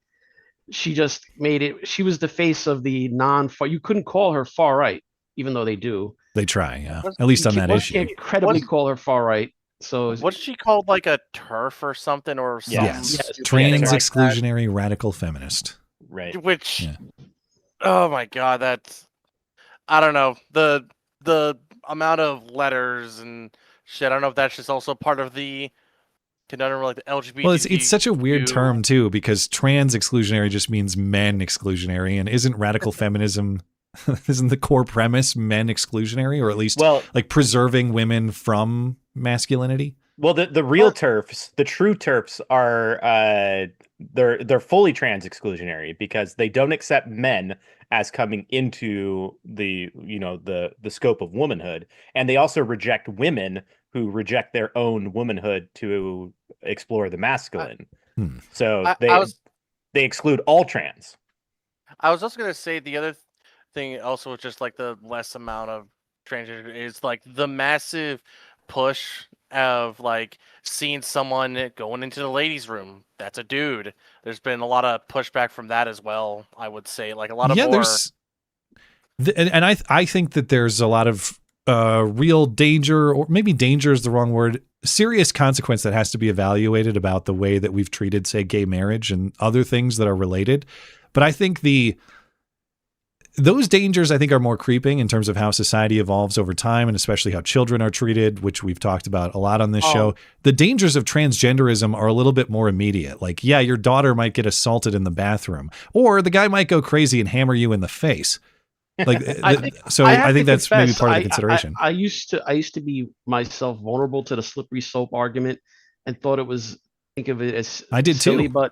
but we really did have a slippery slope where we went from 2009 Obama, marriage is between a man and a woman, to by 2020 it had completely inverted. Yeah, and it's because you fall for the trap of treating men and women as interchangeable. And I couldn't see that clearly prior. I didn't see how gay marriage does that. It treats men and women as interchangeable. Only one man saw it, and we laughed at him. We scoffed him. We all owe Rick an apology. I still Matt P, if you're listening, which I know you got better things to do, so you're not. But that is one of all the guests I want to secure. Rick Santorum is right there on the top of the list, so I can look him in the digital virtual internet eye and say, sir, I was wrong about you, and I apologize for every snicker that I had at your expense because I was wrong. Think about it. It wasn't that long ago. As late as 2011, I think Obama was still keeping up the pretense of being against gay marriage. Remember, Biden accidentally outed him. Sorry, Golden Leaf, I don't mean to. Oh, no, you're fine. Yeah, go ahead. I'll give you a final thought here. Final thought, I think it's also the amount of how people are conducting themselves. Look at how transgender people are conducting themselves. They're wearing the most risque type of fucking outfits. They are forcing people to say, no, you must say this or you must let me in there. I mean, God, remember, I forget the name. It was like a queer group, a sing group that said, we're coming for your kids. Yeah, it was San Francisco Gay Men's Choir. It was supposed to be a joke. Hilarious. And then we all thought it was a joke. It's a lot less and funny now. Yeah, because they are. Now we look at the watch like, oh, they weren't kidding. They were. Yeah. All right. Well, thank you for the call, man. Appreciate it. No problem. Have a good day, gentlemen. Have a good night. Good day. Look who's here. He can't get enough of this show, I guess. Turles is here. Turles, are you there? Guy. Turles. He might have a book recommendation for us. I don't know. His mic is muted though. Or no, it's not. No, it's hold you on. have. God, I thought I was going to get through one show without a duct tape issue. Duct tape all over the place. It's a disgrace. I forgot I have to unmute you. All right, go ahead. Sorry. All right. Well, guys, you want to talk about Iran. No, I'm kidding. I'm kidding. No, well, you can if you want, but yeah, it's again. It wasn't on the list of topics, so I mean, there really isn't much to say. We're bombing them again. It's cool, whatever. It's cool. Maybe it'll have the desired effect, I guess. Maybe not. But I'm more optimistic about Fauci getting prosecuted than successful Iran bombing campaigns at this point.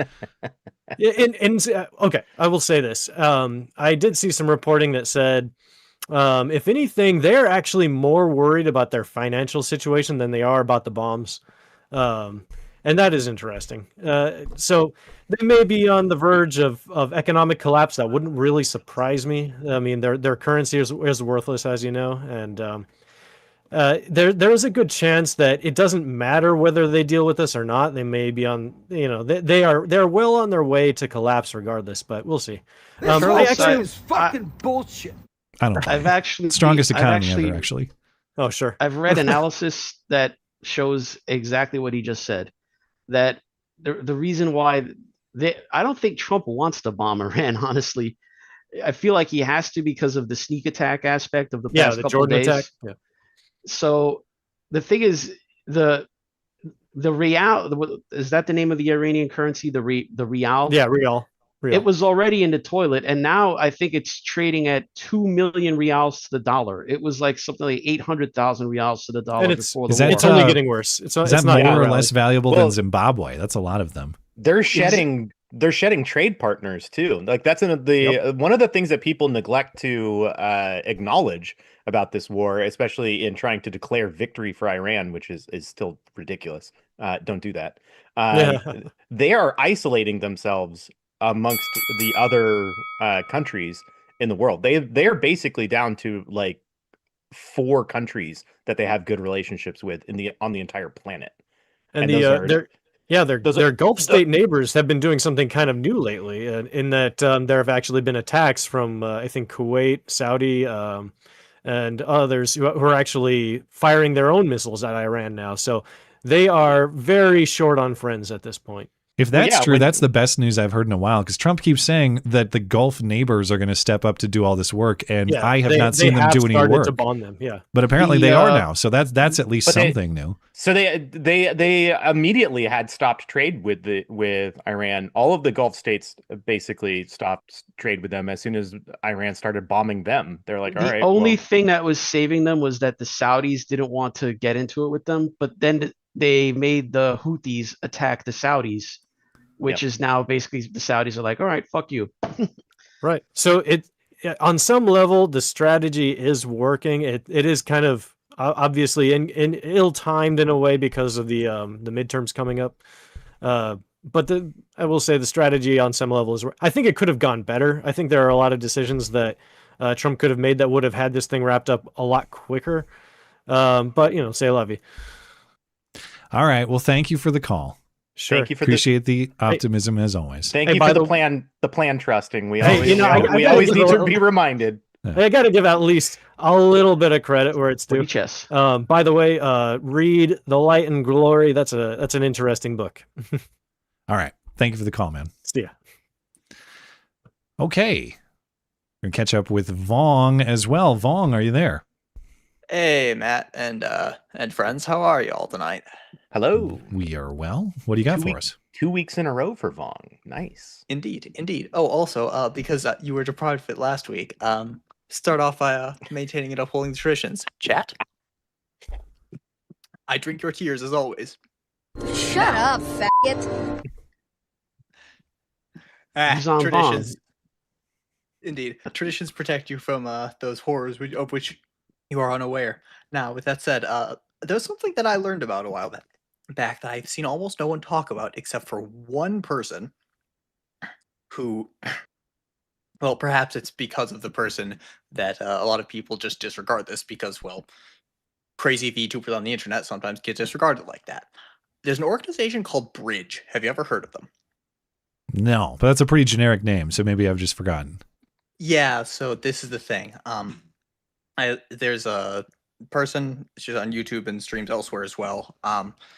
But she fell down this rabbit hole apparently about 2 years back and has been compiling all this information. Long story short, sometimes people have asked the question, DEI seems to have fallen out of the news, out of the lexicon, right? Where is it gone? I mean, people are still doing things, right? But they're not calling it that anymore. How do we explain all this? Turns out there's an organization out there that has been kind of spearheading that exact thing, and that organization is called Bridge. And they are not only spearheading what? Like the DEI itself or the disappearance of DEI? What are they spearheading? All of the above and more. Like undercover DEI? Is that what you're saying? Yes. So and they've explicitly stated this, that part of their goal is that what was formerly called DEI is to be the specific departments might be disbanded. Instead, it is to be integrated and embedded in every portion of every so department. So just rebrand it. Give it a new name. It's not just rebranded. They're going to make it core to every department. I mean, didn't they already? Wasn't that already the case? Engineering departments. Yeah, I thought that was already. Well, once they got the pilots, it's like what's left to conquer. Well, no, I'm saying like they used to have a department of DEI, like a DEI department, right? No, now every employee in the entire organization, top to bottom, will be pushing that because they're trying to reshape companies like that, and they have tons of massive companies that are working with them. I mean, we're talking Amazon Web Services, we're talking Nestle, Michelin, the tire company, Target. I mean, massive companies that are all on board with this and working with this organization. And it's a big part of it is figuring out how to help people push this under the radar without scrutiny, without lawsuits, without the government telling them, no, this is, illegal discrimination, right? You can't do this. And it's a whole thing that's been going on for a long time, and very few people have been talking about it. Okay. Where do I learn more about this? It's the first I've heard of it. Yeah. So the best place I can send you is that one other creator. Prepare yourself for a lot of wild crap going on in other tangents and parts of the stream, but she on YouTube elsewhere she goes by the name Kirsche Verstahl. That's a very German sounding name. She's American. But the first name is Kirsche is the first name of her character. TLDR VTuber, which means she has like a 3D avatar. Think like PNG tuber, but if it were 3D and actually motion tracked, right? Yeah, okay. It means she's actually a 44-year-old dude. Yes. Yeah, that's always the joke about all of them. Yes. Yeah. All right. But well, she's done some really good work on this. Thank you for the information. Yeah. Appreciate your contribution. Any final thought before we let you go? To quote someone else that I think we've both spoken to and enjoyed the work of, did Joseph McCarthy do something wrong? You're damn right he did. He stopped. We do have a commie problem remaining. That's true. All right. Thank you for the call, man. Appreciate it. They had a caller named Yuzon Vong, and there was no Star Wars question. I'm shocked. I didn't know that was a Star Wars name. He doesn't actually. He doesn't actually talk about Star Wars very. I've had No. several conversations with Vong, and very few of them have involved Star Wars. God, I'm such a bad Star Wars fan now. I mixed up Endor and Kashyyyk, and and now and you're mispronouncing it. It's Kashyyyk. I don't give a shit. I think it's Kashyyyk. It's and Kashyyyk. I think it's Kashyyyk in Knights of the Old Republic, which is the only Star Wars product that really matters, the finest Star Wars product ever produced. Do they say Kashyyyk in that game, or do they say Kashyyyk? I'm not certain. I believe it's Kashyyyk.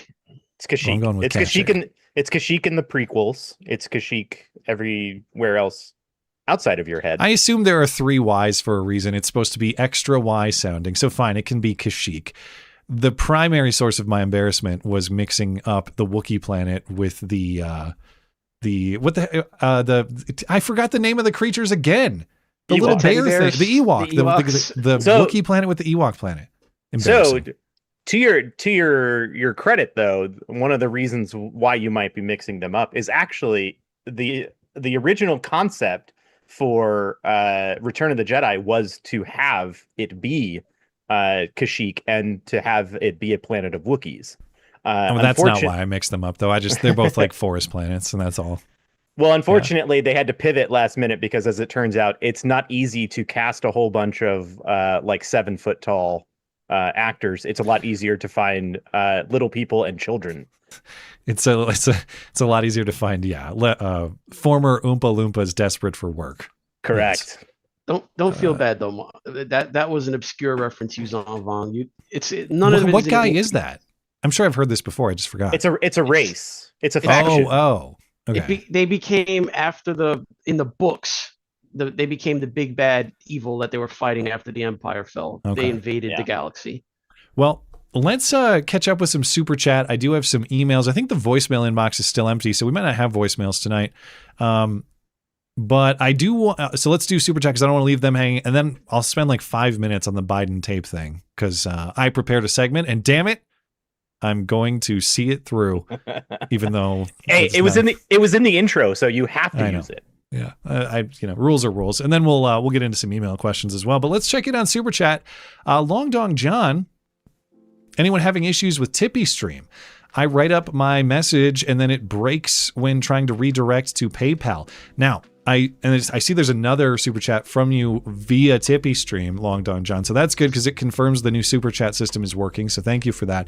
And I guess it confirms that at least in that instance, Tippy Stream is working. He says, never mind, it works now. Also, if the Republicans can't get Fauci on a slam dunk post-pardon contempt charge and put him in the cell, the Democrats put Steve Bannon in. I forgot that he went to jail for exactly that.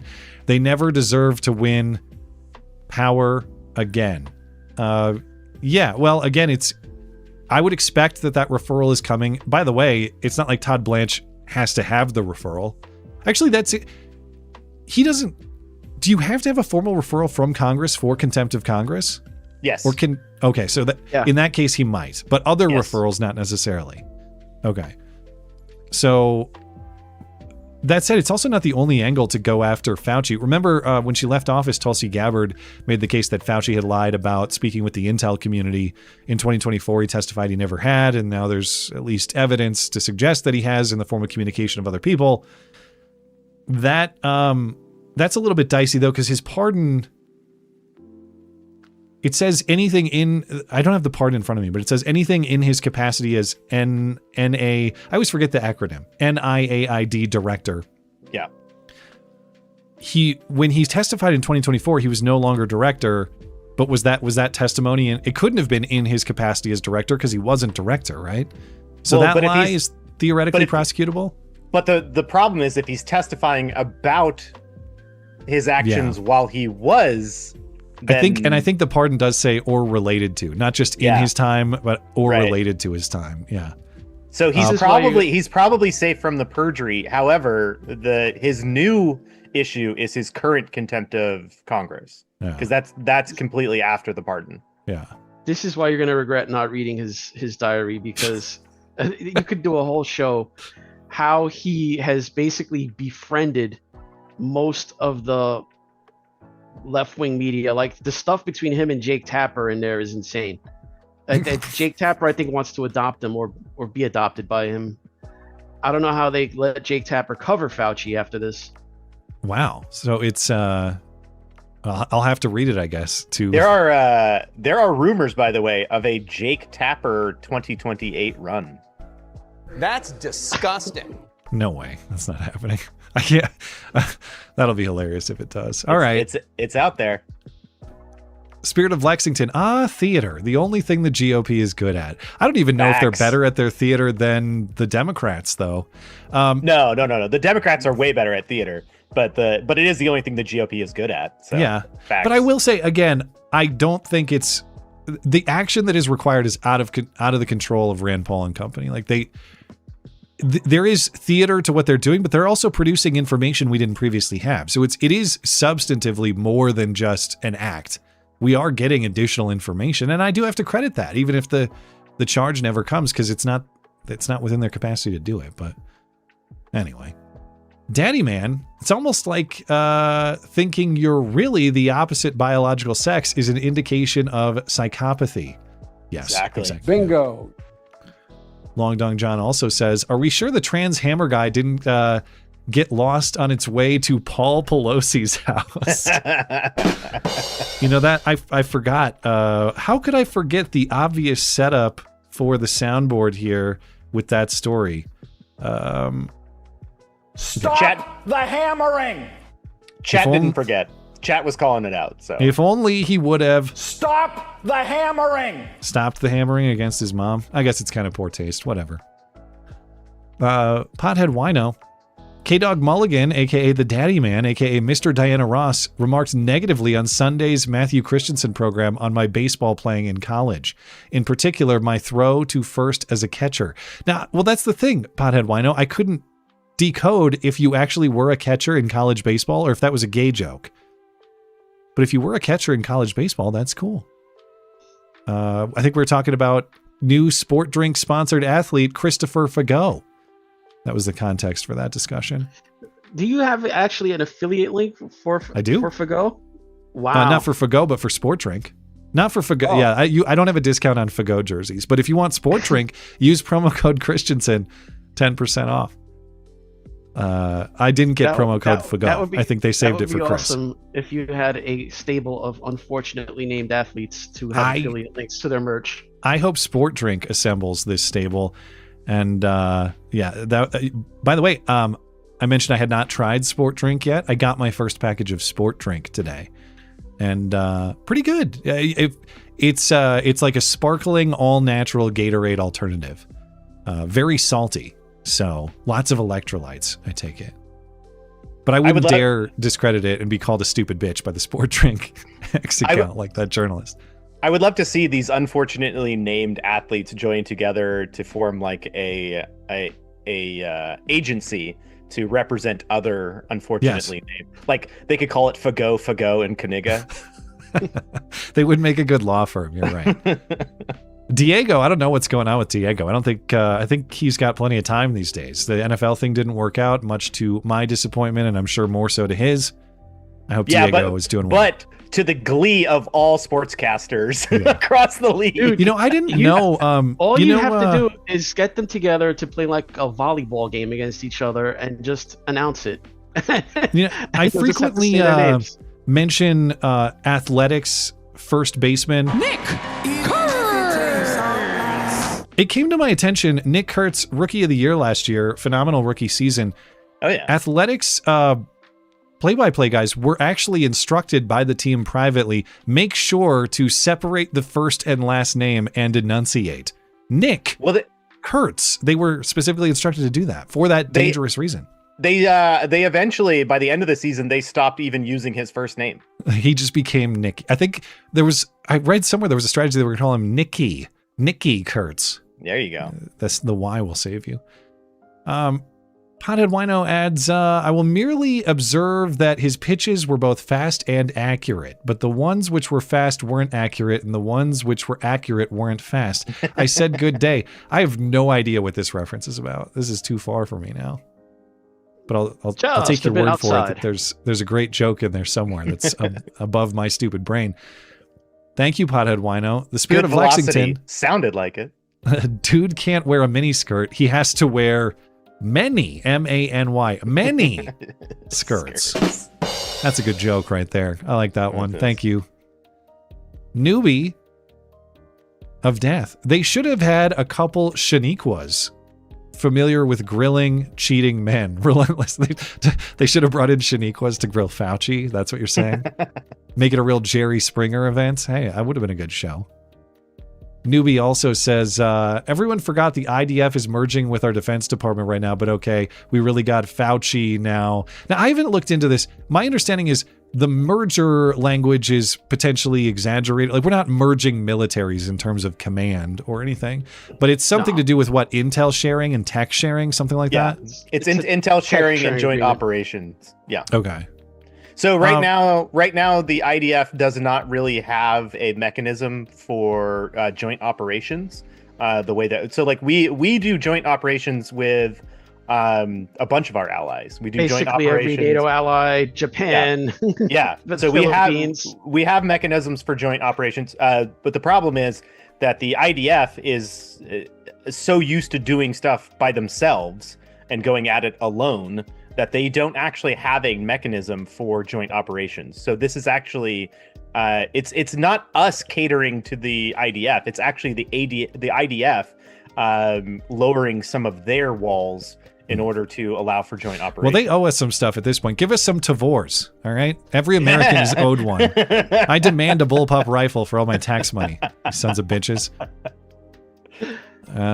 Anyway. As a Californian, I'm not even allowed to hear There's that got to sentence. be some compliant configuration for you Of a commies. of a bullpup? I guess a don't even think any bullpup, you are kind of bullpups are- screwed. You know, I don't have a Tavor. I do have that FS2000, but you actually can't.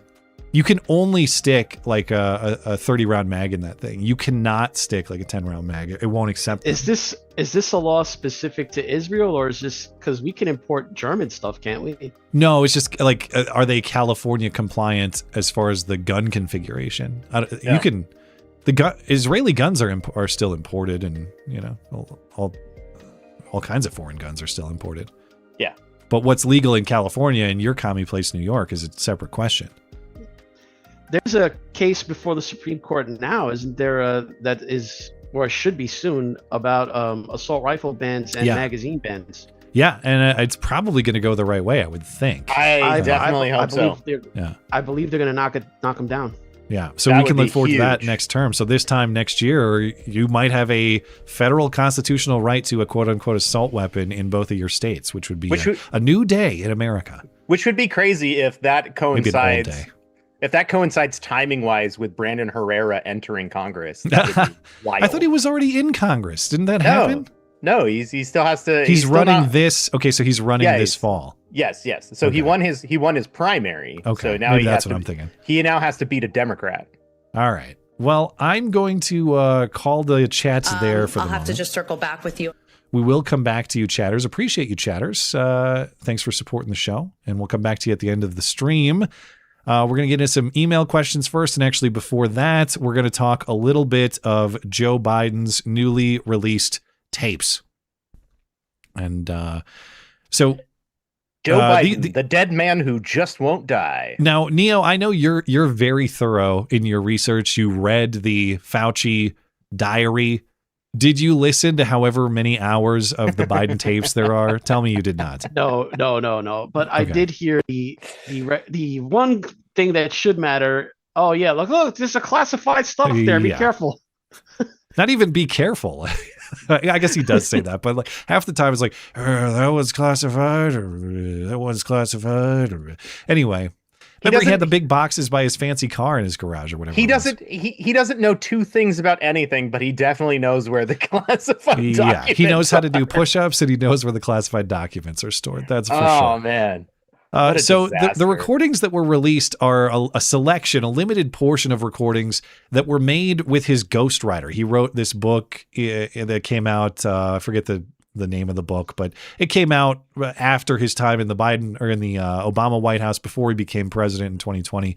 And the recordings are in 2016 and 2017. The reason they're now public is because these recordings were actually part of the investigation of special counsel Robert Hur That investigation in 2023, remember, was about Biden's retention of classified documents. And when that report came out, Robert Hur concluded, yeah, it sure looks like Biden improperly kept classified documents at his house, but a jury's not going to convict him. He comes off as a well-meaning elderly man with a poor memory. And that it was really put to bed legally at that point. There was never any sort of legal issue made of it.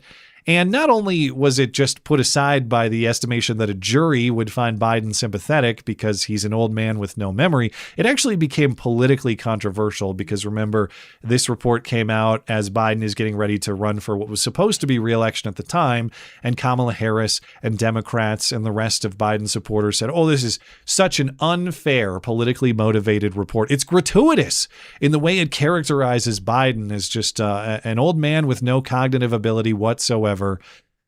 Well, Robert Hur was saying, no, I talked to him. I interviewed him. He couldn't remember a lot of things. And when I listened to the tapes from, at that point, 6 or so years prior, 7 years prior, he also couldn't remember things when talking to his ghostwriter when they were working on this book. So Biden was challenging the release of these tapes. He has since given up on challenging the release of the tapes. So now they're out. And it's, what I gather, hours and hours of confused Biden talk. So here are just a few pieces of what are the main issues in these tapes. Number one, Biden talking openly about classified documents in his possession and being totally unable to remember things. So this was early on. In 09, I just found all the classified stuff downstairs. Some of this may be classified, so be careful with it. I'm not sure. It's not more classified, but then next thing I have here is this is classified. It's all This all that classified stuff. Was I going to ask you something else? Oh gosh.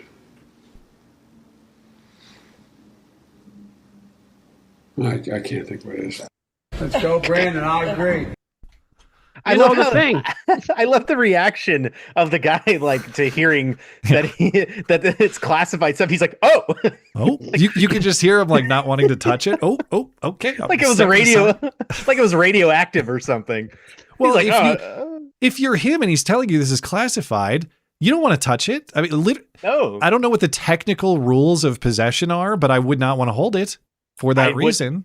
And I would love to have plausible deniability that I ever came in contact with it. You just robbed me of that. Thank you. Yeah. And of course, the whataboutism game is played with Trump and Mar-a-Lago. There is a key difference. Okay. Biden, at this point, when he's discussing having these classified documents, he was not president. He was not former president. He was never president at this point. Some would say he was never president to this day. But when he's discussing this classified material in his possession, he did not have the authority to declassify that material on his own. And yet he had it. Whatever happened with Mar-a-Lago, and I don't know what may or may not have been above board there. I'm not saying that was perfectly handled either. I am saying that one of those people was the president with the authority to declassify, and one of these people, Joe Biden, was not. So there is a key distinction, whatever you think about the two allegedly similar cases. And again, cynically, it's another example of accuse your opposition of what you yourself are doing. We had the Russian collusion angle, which fell apart. And it turns out there was Russian collusion on the part of Hillary Clinton and company. And then there's the classified documents nonsense at Mar-a-Lago, which Joe Biden himself was doing. Don't forget the mortgage fraud. Yes. That too. The very person who brought charges against Trump for mortgage fraud is now facing mortgage fraud charges. Yes.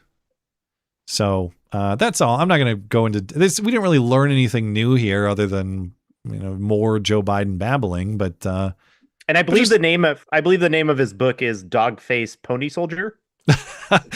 I actually might buy that one if it came out. That one sounds like the most interesting thing he's ever published. We just had the case of Robert Hur while technically correct, I mean, Biden does come off as a old man with a poor memory. Do you really think they would ever use that as an excuse not to prosecute Trump under the same circumstances? Because I don't. Well, they would say Trump doesn't come off as sympathetic is the issue.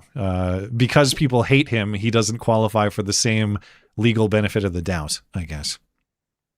I don't know. Anyway, let's get into some emails.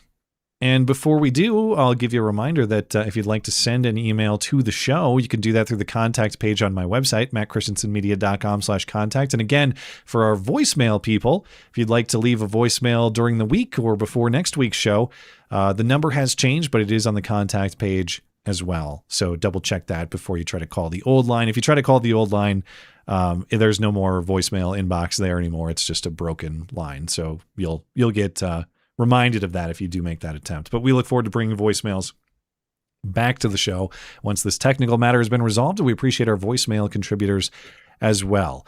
But as far as emails tonight, hey, a truck driver wrote in, suck deep, Inal Singh?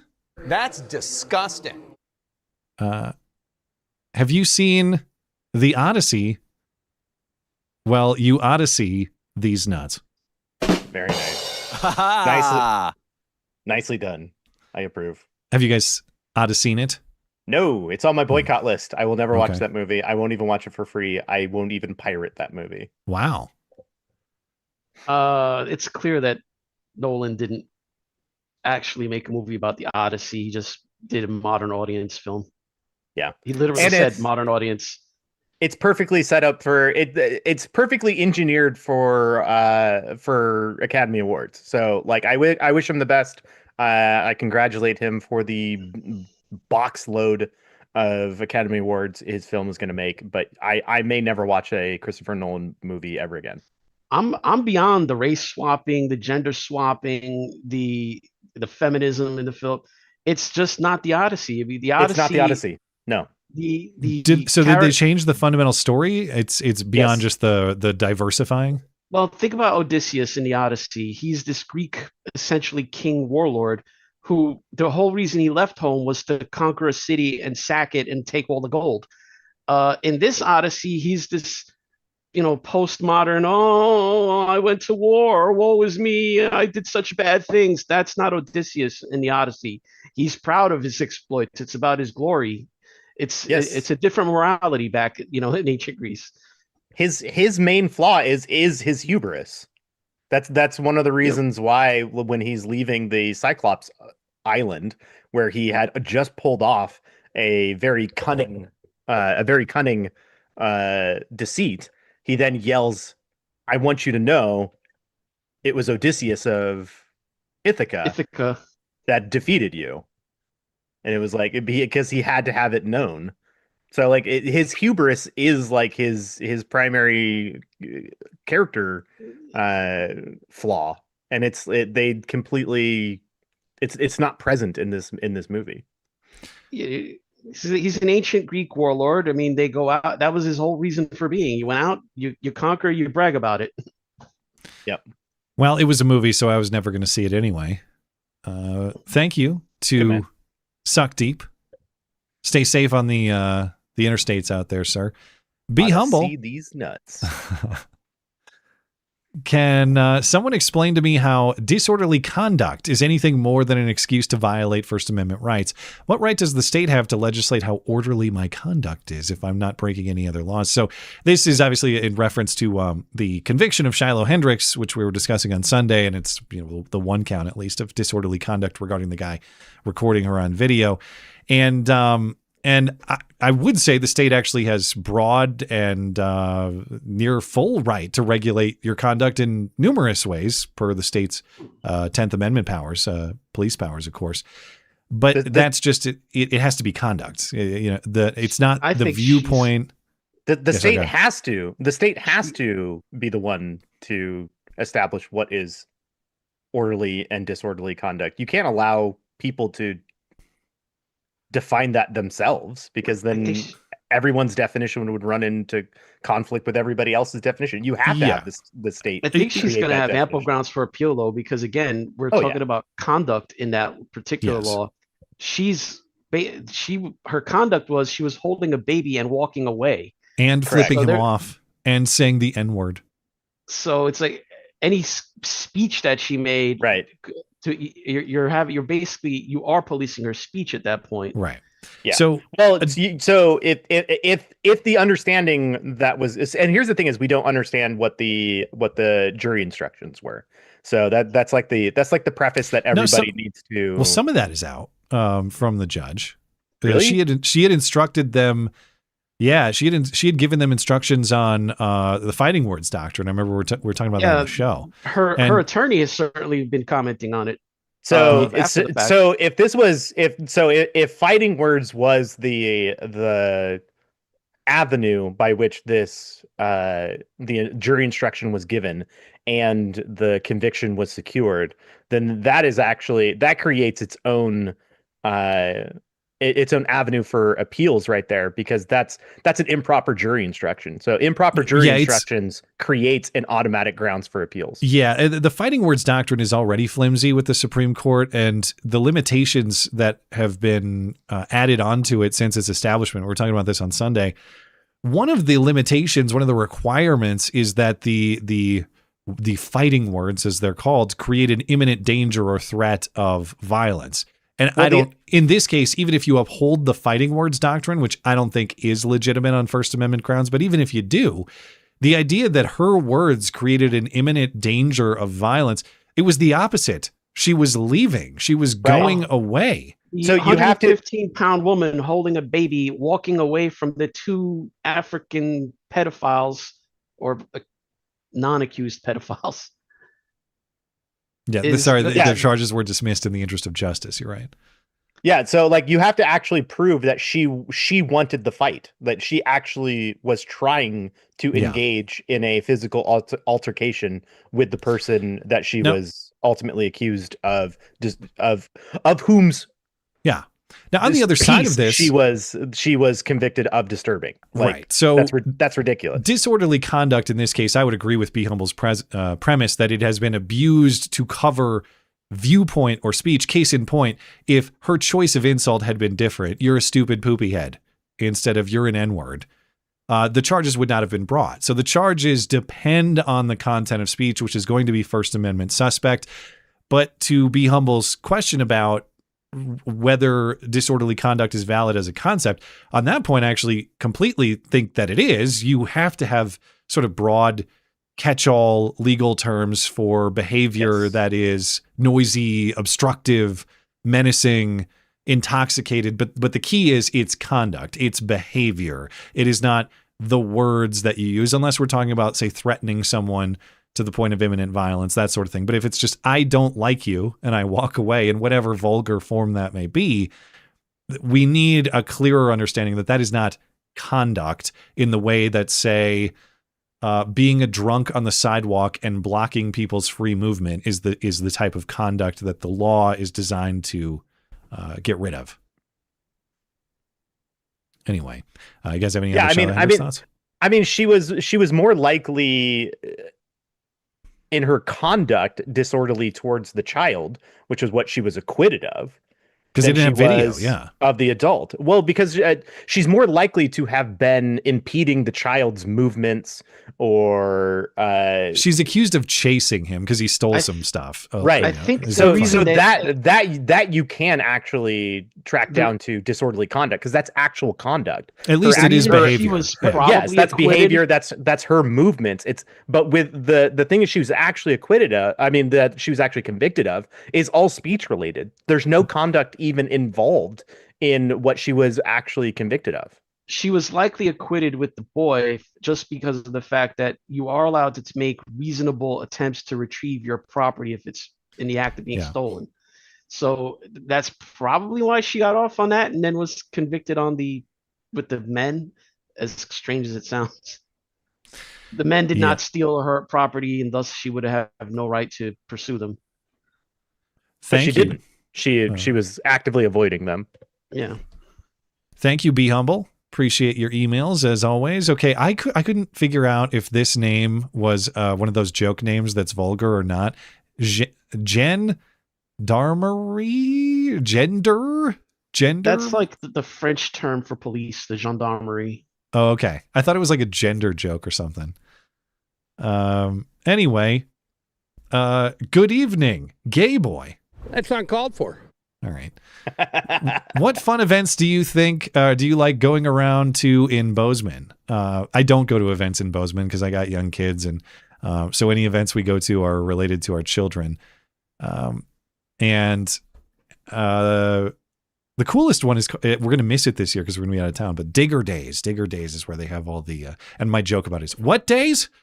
Because, you know, you got to be careful and not substitute an N in there. But Digger Days, they have all the construction equipment, you know, excavators and dump trucks and bulldozers and steamrollers, and the kids get to sit in them and sometimes even operate them with the help of adults qualified to do so.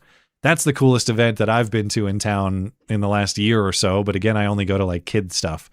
So he says he brings it up because with your love of potatoes, I wondered if you've ever been to the Potato Festival in Manhattan. Is it still going on? I remember it being a blast when I went 20 years ago as a kid. So for those who don't know, Manhattan is a small town about 15, 20 miles west of Bozeman down I-90. And I rarely go to Manhattan because I don't really have a reason to go to Manhattan. So I've never heard of the Potato Fest, but I did look it up. And yeah, it is still happening. In fact, coming up August 15th, is the 40th annual Spud Fest, as they also call it. That sounds amazing. I mean, I bet they properly prepare their potatoes at this event organized around it. So if I have time, it's 2 weeks from Saturday to go to this Spud Fest, 20 miles west of town. Maybe I'll check it out. Is this founded by Irish settlers or something? I don't know the origin of like why Manhattan, Montana is called that. I assume it has some connection to your neck of the woods, but I don't know. There's a lot of Irish heritage in Butte, which is about an hour and change west of Manhattan. So maybe. So there's a lot of Irish settlements all around that area. So when the Transcontinental Railroad was being built, there was a contract to basically meet in the middle of the country. Well, actually slightly more west, since the East already had established railroads. So there was basically a crew that was primarily comprised of Irishmen coming from the East and a crew that was primarily composed of Chinese immigrants coming from the West, coming from California. Well, the Mormons in Utah said that the Chinese were not allowed to enter Utah. So that's as far as the Chinese got. So the Irish had to come all the way into Utah, or all the way across Utah, basically, to complete the Transcontinental Railroad. And by that time, they just decided to lay down roots over here in the West rather than going back east. I just want some potatoes. That's all. I hope these. I hope these mix make good potatoes out there. I'm gonna go check it out. It's amazing that there's like 30 million Irish in America, or Irish descended people, and there's like not even anywhere near that many in Ireland. Yeah. Well, so the two major exports of Ireland are Guinness and Irish people. All right. Well, thank you. I'm gonna call you Jen because I don't know how to pronounce that name. Chief Justice. Have you seen the clip of Nick Fuentes, who lives in Chicago, saying he likes living around liberals in Chicago? Several leftists used to make that point, several leftists use that to make the point that, quote unquote, even conservatives don't like to live around conservatives. Do you think it can be refreshing to live around people who disagree with you politically as long as they're not successfully imposing their way on you? I thought of this because Matt mentioned that Gallatin County, the county that Bozeman's in, where I live, has become more blue, even though Montana remains solidly red. So I have not heard the Fuentes statements. I'll take them as accurate.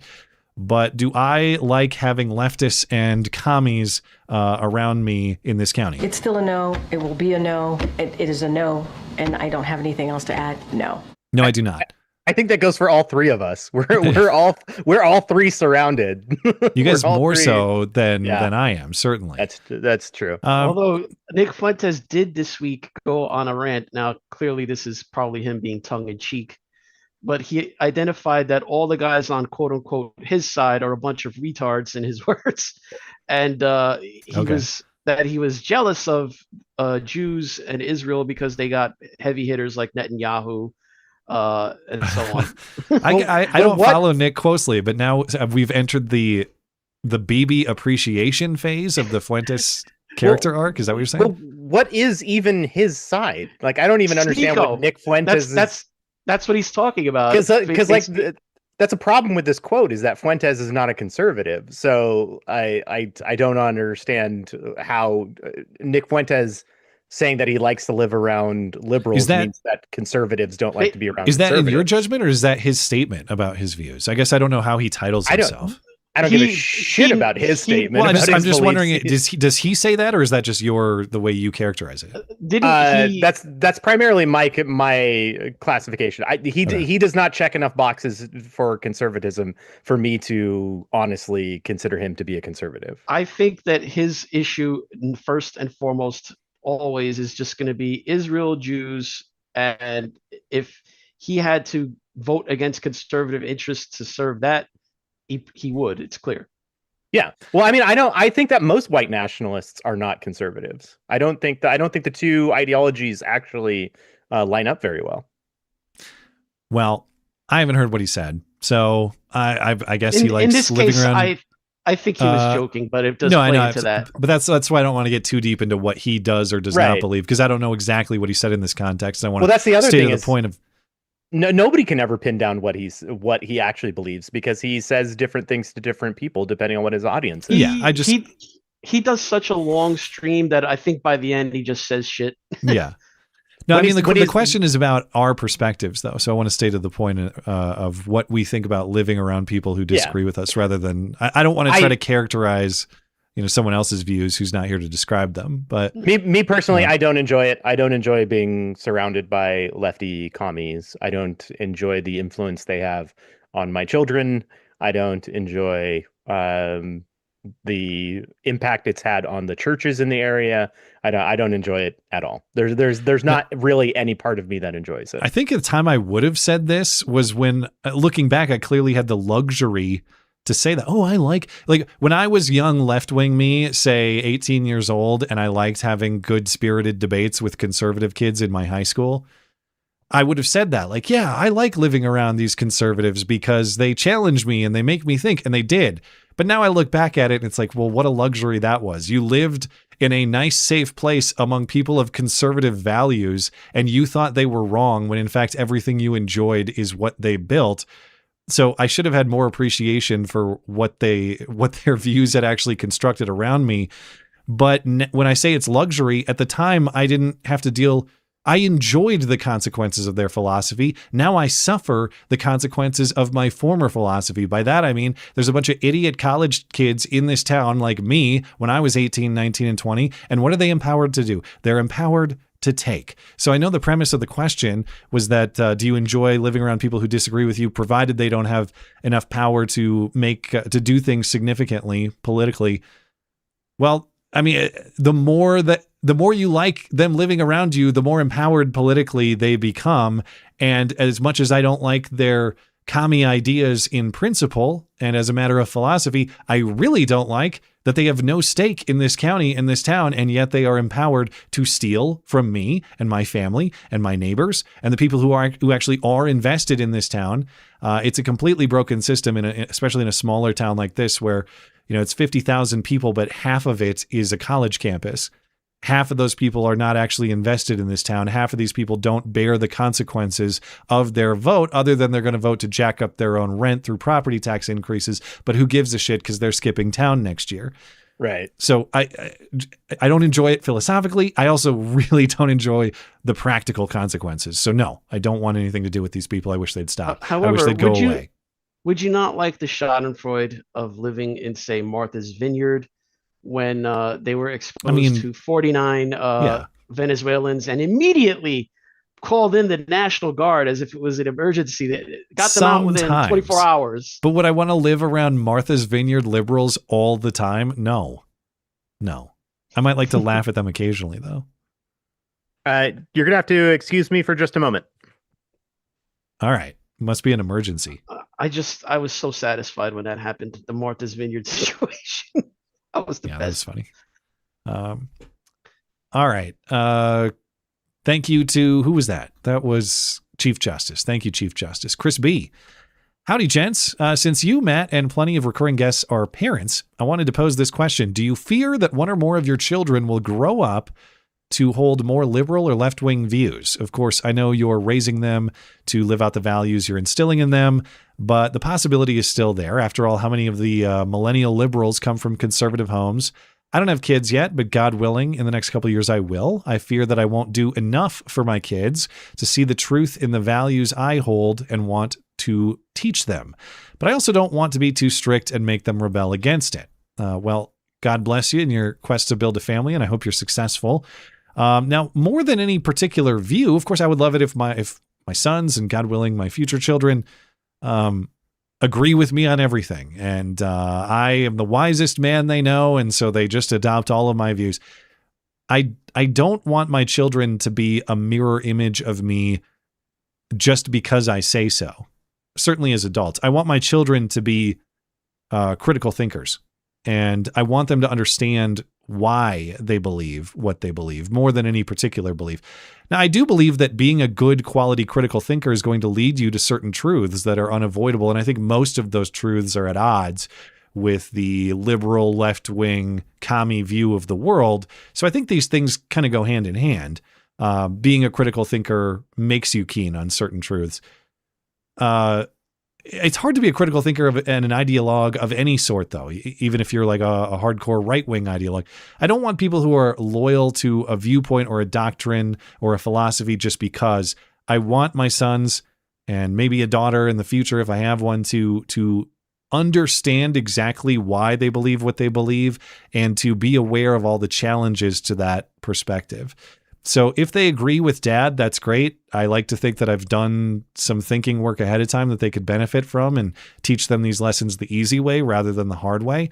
But they shouldn't believe these things just because Dad believes them. They should believe them because these ideas stand up to scrutiny and challenge and because they're true. And true things have to be tested. So I will certainly give my children the testing opportunity to decide what they believe. But I want to give my kids a set of tools, not necessarily a script or a book that they have to read word for word. I want to give them a set of tools that they can use to evaluate ideas for themselves. That's a great gift that was given to me by my parents and the people who educated me. And I intend to give that gift to my kids as well. Skulldugger, are you good? Yeah. It's not like not any kind of emergency or anything. Okay. No. We are fine. As you can probably tell, the question is, do you fear your kids growing up left wing? Is paraphrased. So fear is not, I think, the appropriate term for me. At this point, just given the politics of our day, during their formative years where we grow up, I sort of have an expectation that they will lean more left, more liberal than I do. And I don't think that it's my job to try to prevent that, because the more heavy-handed of an effort that I put into pushing one way or the other, I think is going to cause them to reject conservative principles. They're likely going to have liberal leaning takes just because that's what they're going to pick up from school. They're at school more than they're around me. I mean, to be honest with you, during the daytime. So it's a massive sort of game of tug of war, ideological tug of war. While they're at school, while they're around their friends, they're being inundated with leftist ideology. It's almost like a brainwashing factory. So I would be surprised if both of my kids made it out of liberal public education with conservative values. I'd be very surprised. I think from watching hundreds, if not thousands, of hours of video of Antifa people since 2014, you will, if you investigate or dig deep into them as individuals, you will see before college, they will often look normal, Yeah.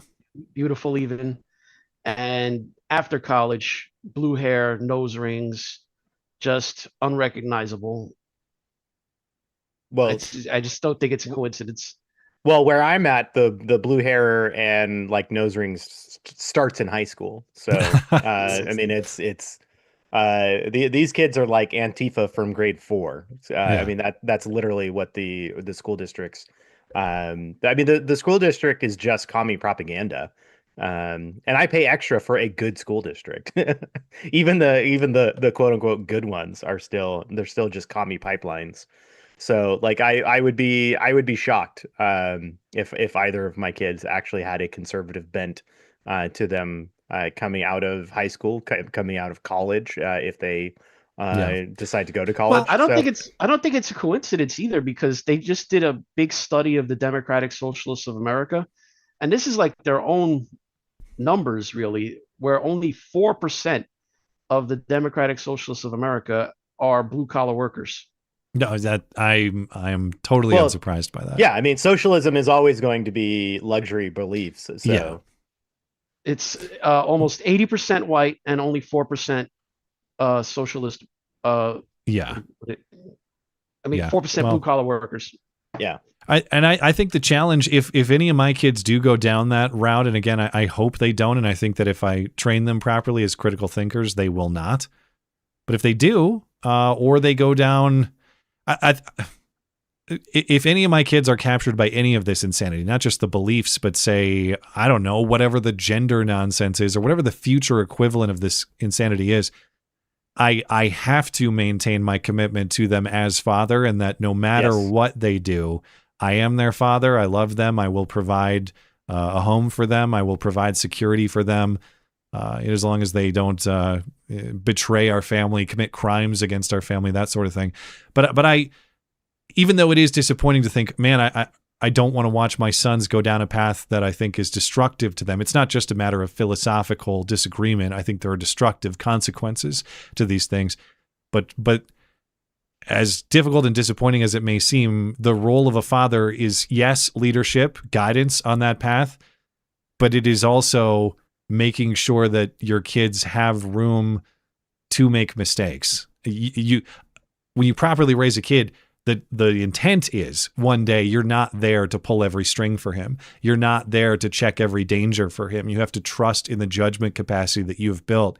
And if my sons slip, even if I'm tremendously disappointed in them, and even if they did exactly what I told them never to do, I must maintain a loving home for them. And so that to me requires a certain level of, dare I say, tolerance for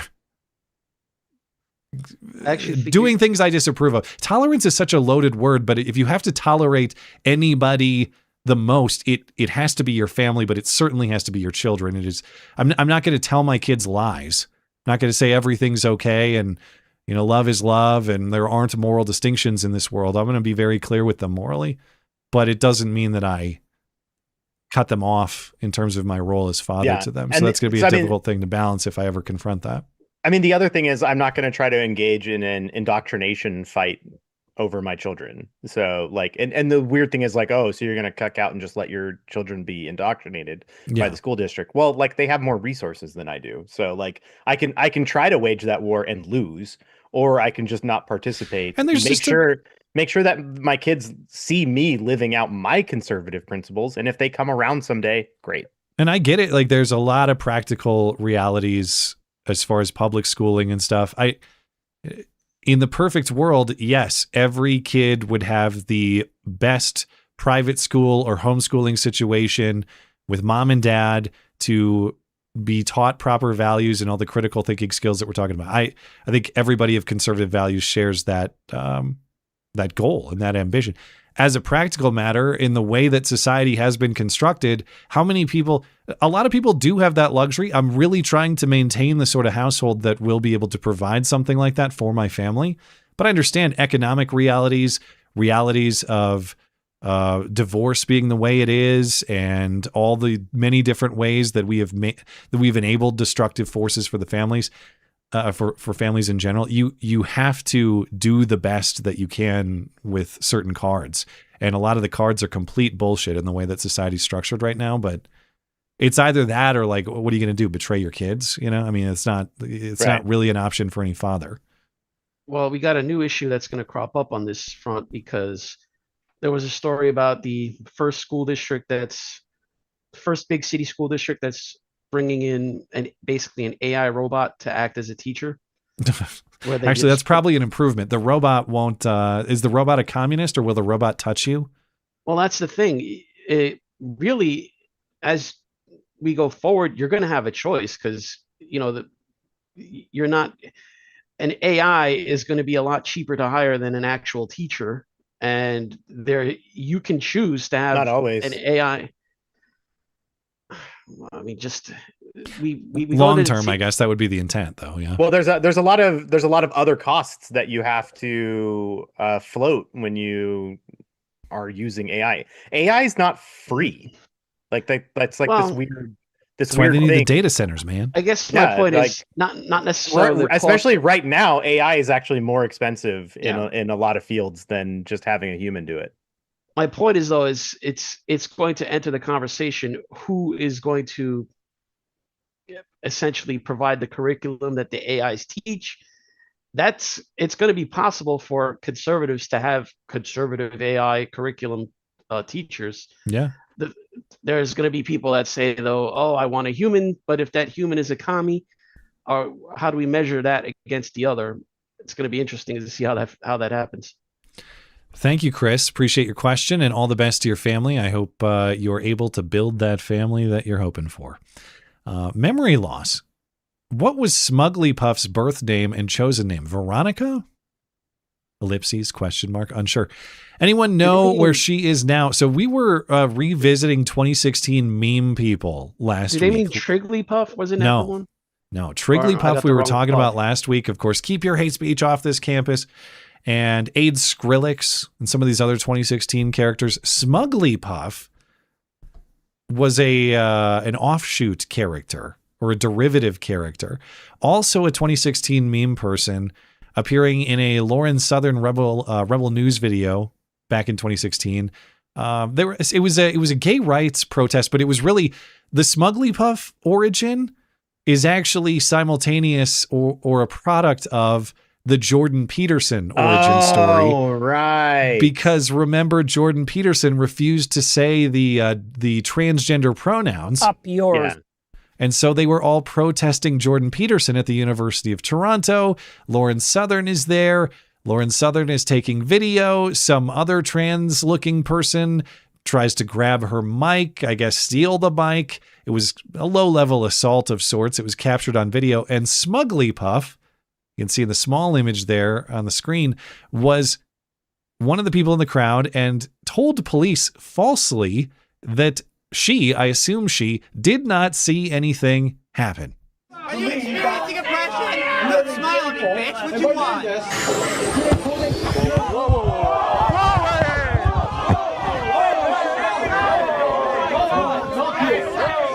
Yeah, so they did grab me and pull me in and try to punch me. They're the person right over there with the black lipstick. That's assault right there. Officer, I didn't see anything. I didn't see anything that happened. There's no reason to be I didn't see anything. Nothing happened, officer. I didn't see anything. Nothing happened. I didn't see anything.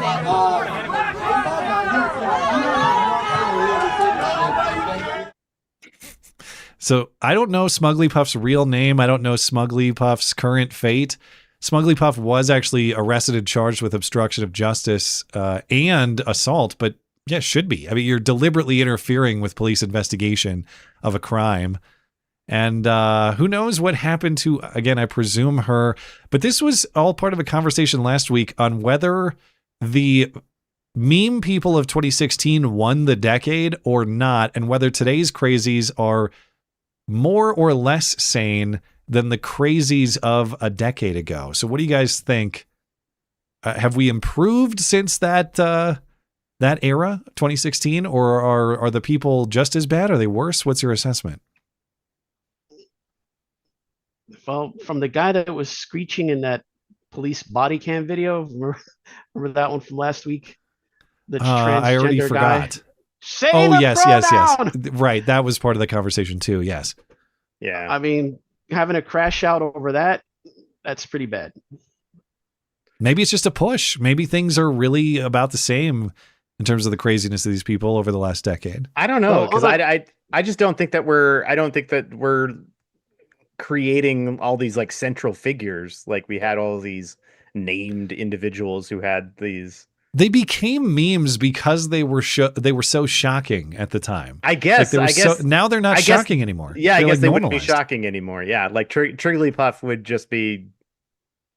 Well, I mean, Trigglypuff would still be Trigglypuff. Like that's an absurd-looking individual. I mean, this Smuglypuff, I wouldn't be shocked if they were still at the University of Toronto. I mean, the forever student, permanent 10 years later. Well, they're faculty now.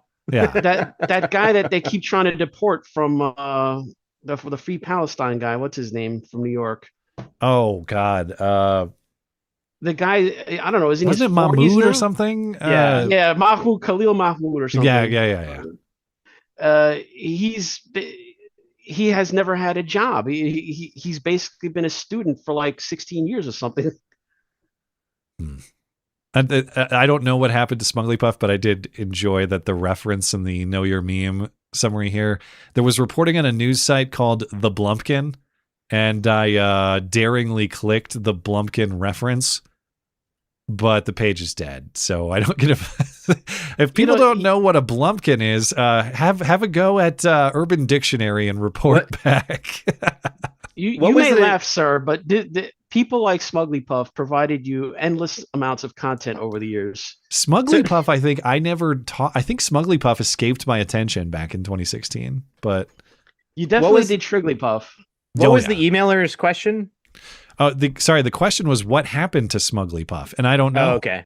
Yeah, I don't know Smuglypuff's Anybody know where she is? Name, Okay. where she is now.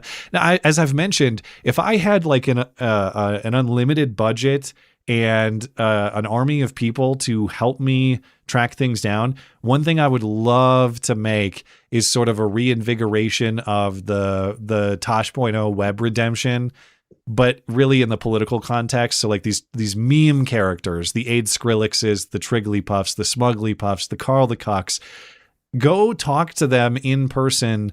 It's not like a gotcha thing. I think it's so fascinating to become an internet meme like this and then catch up with a person a decade later and see what they're like and what the experience of becoming that sort of thing was, and if they're different now. I would love to produce a whole series like that. I don't currently have the ability to do it. But the guy from your awesome. your white male sounder. That's Aid Skrillex. Deep in here, all the way in the W's, and never forget who that white male is. You're fucking a white male! That is Owen Schroyer. Owen Schroyer was that white male in St. Louis in 2016, and the rest is history. Now, thank you, Memory Loss. Mad Trad. Now, I had this is actually just for you, Skulldugger. This is a challenge specifically for you. You suck. Fuck you.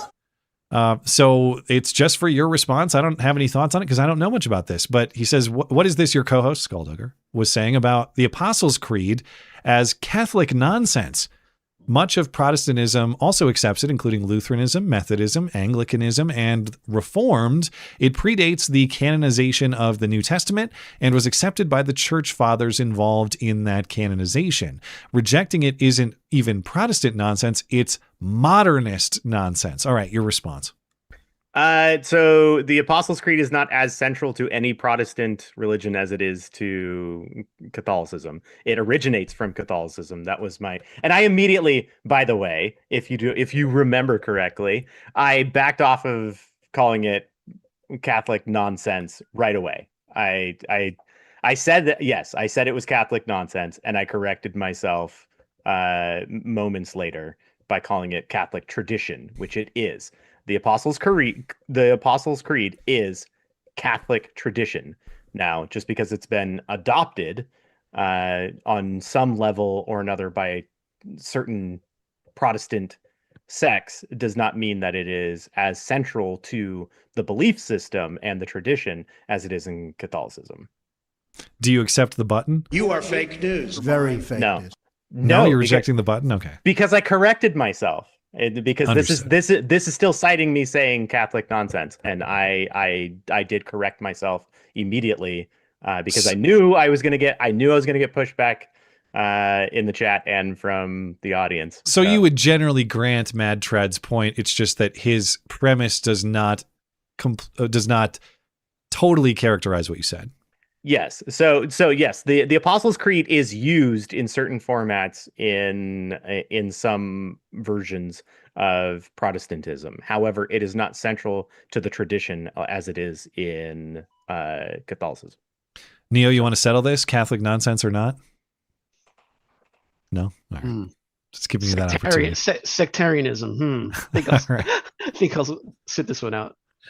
All right. Lastly, I got an email from the man himself, Lou Sassel. Got him!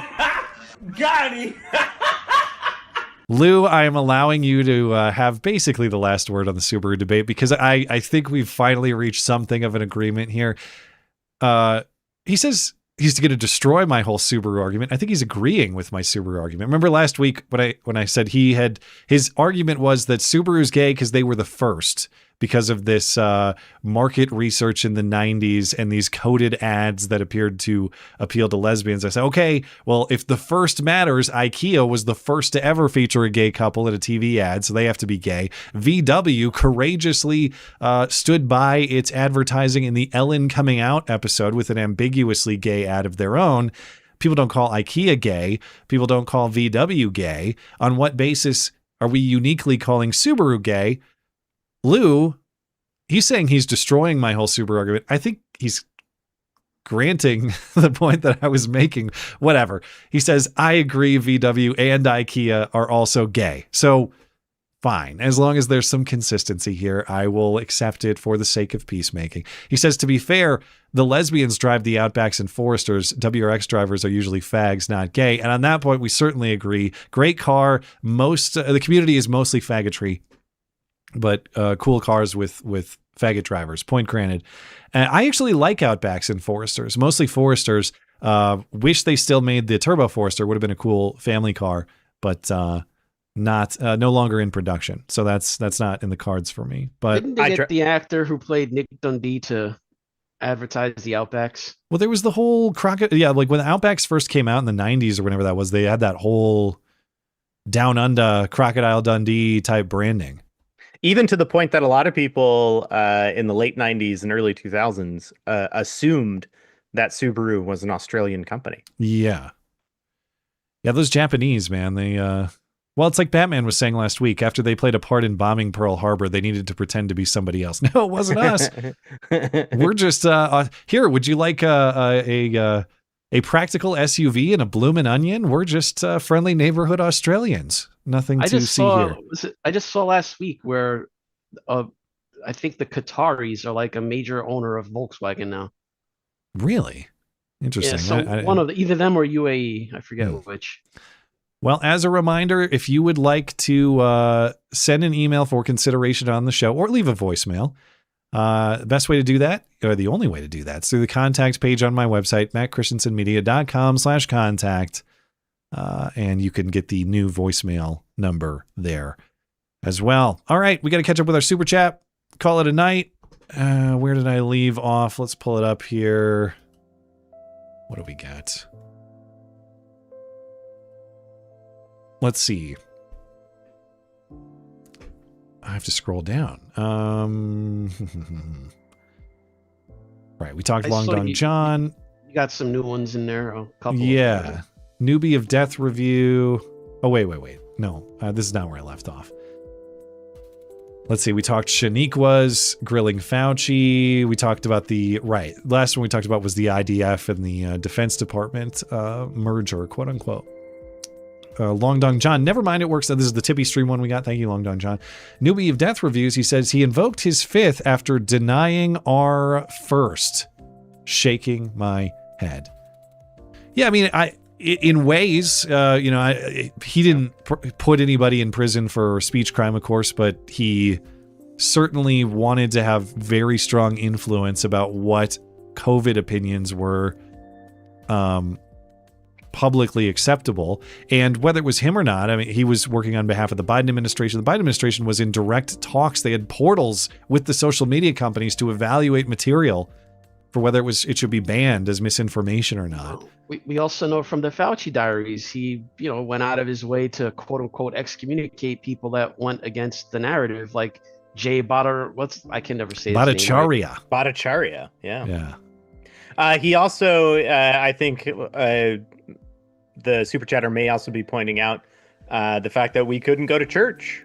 That's, yeah, exactly. Like also Fauci also in the First Amendment is the exercise of religion. Fauci inspired things were certainly violations of all sorts of constitutional rights and principles, even if Fauci wasn't issuing the order himself, Yep. So it hit the First Amendment on multiple fronts. Yeah. Yeah, we have to remember the federal government couldn't ban you from stuff. It was the states that actually, and the cities that put much of that into effect. So yeah, but the Fauci thing is, directly do it. Yes, he was advocating it and pushing it hard. But the thing is, if the states are issuing their positions based upon federal advisement, then it is ultimately the federal government that's doing it. like we know again from his diary, he called up the governor of New York and the major people in New York and pushed them hard. Well, fortunately, here in California, our governor didn't need to be pushed. He was on board from the jump anyway. I mean, to his credit, DeSantis, I think, was the first governor who really turned around and said, well, I'm not going on with this stuff. Don't forget Kristi Noem. Everyone's forgotten about her just because of her husband's giant fake rack. Oh, yeah, they are getting divorced now, by the way. Yeah. Thank you, newbie. Esoteric As Unbound. they should. I was originally a Brian Noem defender. One of my worst takes of all time. Okay, I will fully acknowledge. Those two people have no business being together. Esoteric Unbound.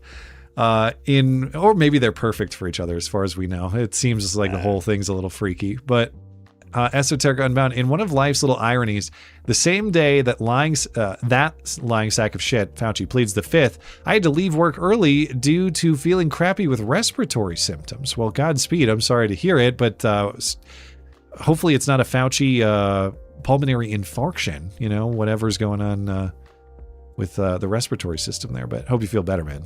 Sorry to hear it. Spirit of Lexington. I believe the idea of pleading the fifth is that in his pardon okay, sorry, let me back up. I believe the idea behind pleading the fifth, so why Fauci would do it, I assume, is that his pardon doesn't cover future crimes, so he's protecting himself from a potential perjury charge from this circus. Yeah, his lawyers are doing this for legal reasons beyond just a middle finger to Rand Paul. I think they recognize that there is potential legal danger. That would have to be the way to read this is the fact that they have identified some vulnerability that Fauci has given his conduct and what the pardon does and does not cover. So there is something that is in the diary and in the proposed line of questioning that Rand Paul was going to direct his way that potentially poses a legal threat to Fauci that is not covered by his pardon. I'll give him this much, that technically any testimony you give under oath is a potential perjury trap, but it's still not a good look in terms of what, politically, to take the fifth, saying you're afraid of a perjury trap. Yeah, I learned that from Dan Goldman. All right, I got to keep these moving just because we got several to get through. But okay, Daddy Man, thank you, Long Don John. Daddy Man, I don't think a preemptive pardon is a pardon. I think it's much more like granting immunity, which is not a thing the president can do. Well, that is an interesting piece of the pardon history as well. And I know that constitutionally the power is virtually unlimited. You know, it's got to be federal crimes and it can't be impeachment proceedings. And that's really the only qualifiers on it.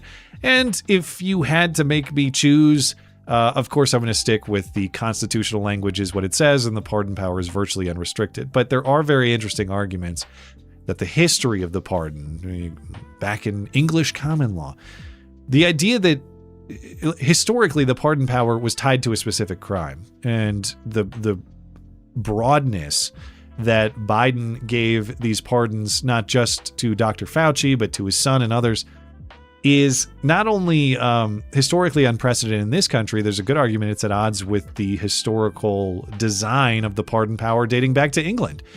And there isn't, it's not me making the argument and saying it's correct. I just think if you wanted to say beyond the questions about the auto pen that the scope of the pardons is beyond what the Constitution means, it's not a ridiculous argument, historically speaking. There's plenty of reason to believe that the pardon power was understood a little bit differently at the time of the constitutional framing than what happened with Biden and what happened with Fauci.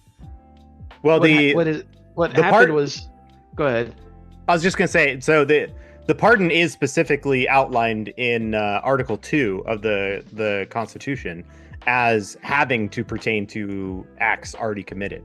It can't be future. Yeah, there is an Article 2 restriction, and so there's not very many restrictions on the pardon power. It is plenary. It is almost without limits. One of the specific limits that was given. Powerful. Oh, it's absolutely the most powerful, the most unchecked power that is granted in the Constitution. But one of the specific limitations that was given to this nearly unlimited power was that it has to be for a crime already committed. Yeah, there's no future immunity. That's right. Clear. Yeah. Neo, do you have a thought? That was it. It's like it's the one power in the Constitution that is almost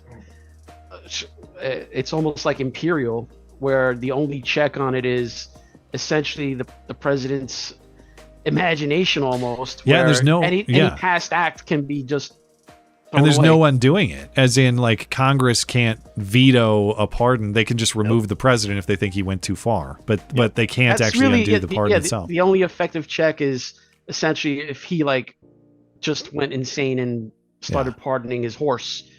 Congress could impeach him. Well, theoretically, there is just under the one condition that is set by the Constitution, and given the Supreme Court's self-granted ability to determine constitutionality of things. The Supreme Court granted themselves a check essentially on the pardon, in that they can grant some pardons to be unconstitutional. I mean, it's the Supreme Court. Yeah.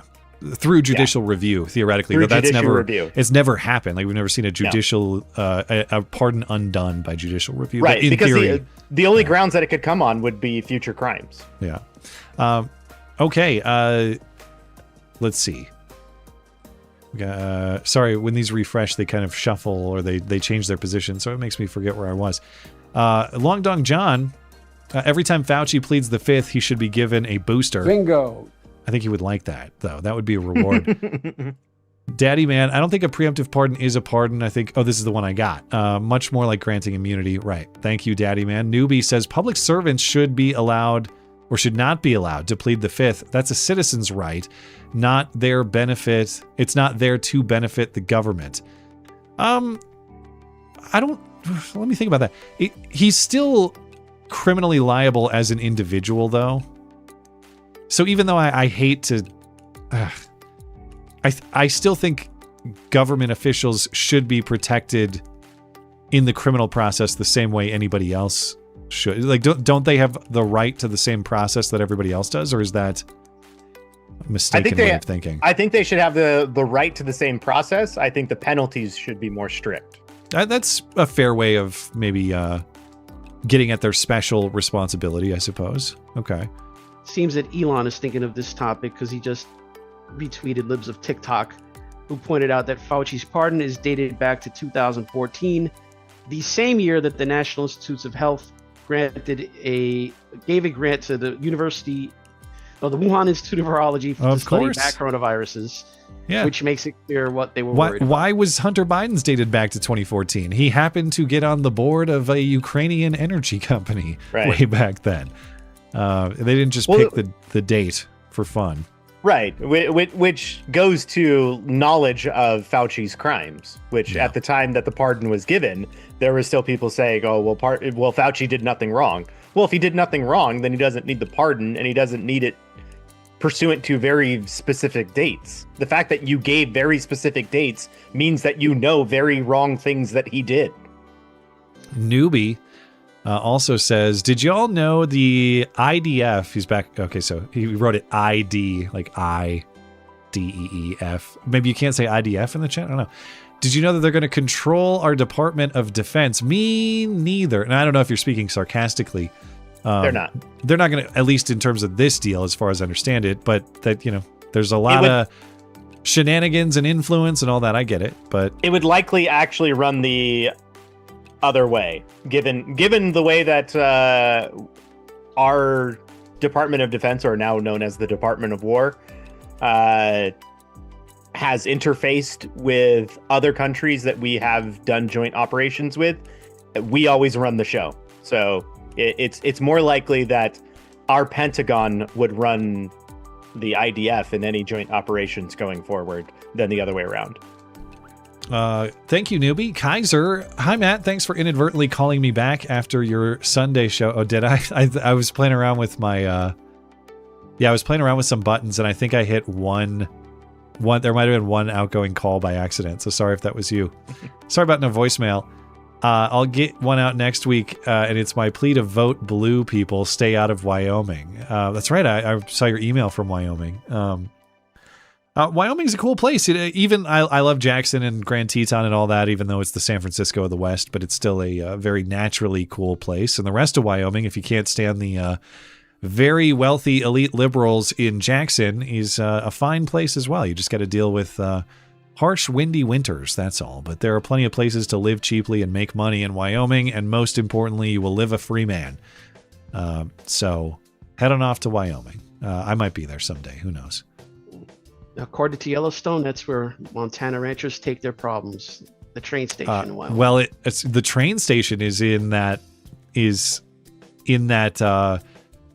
within the federal land that is Yellowstone National Park, in the Montana sliver before you get to the Wyoming state line.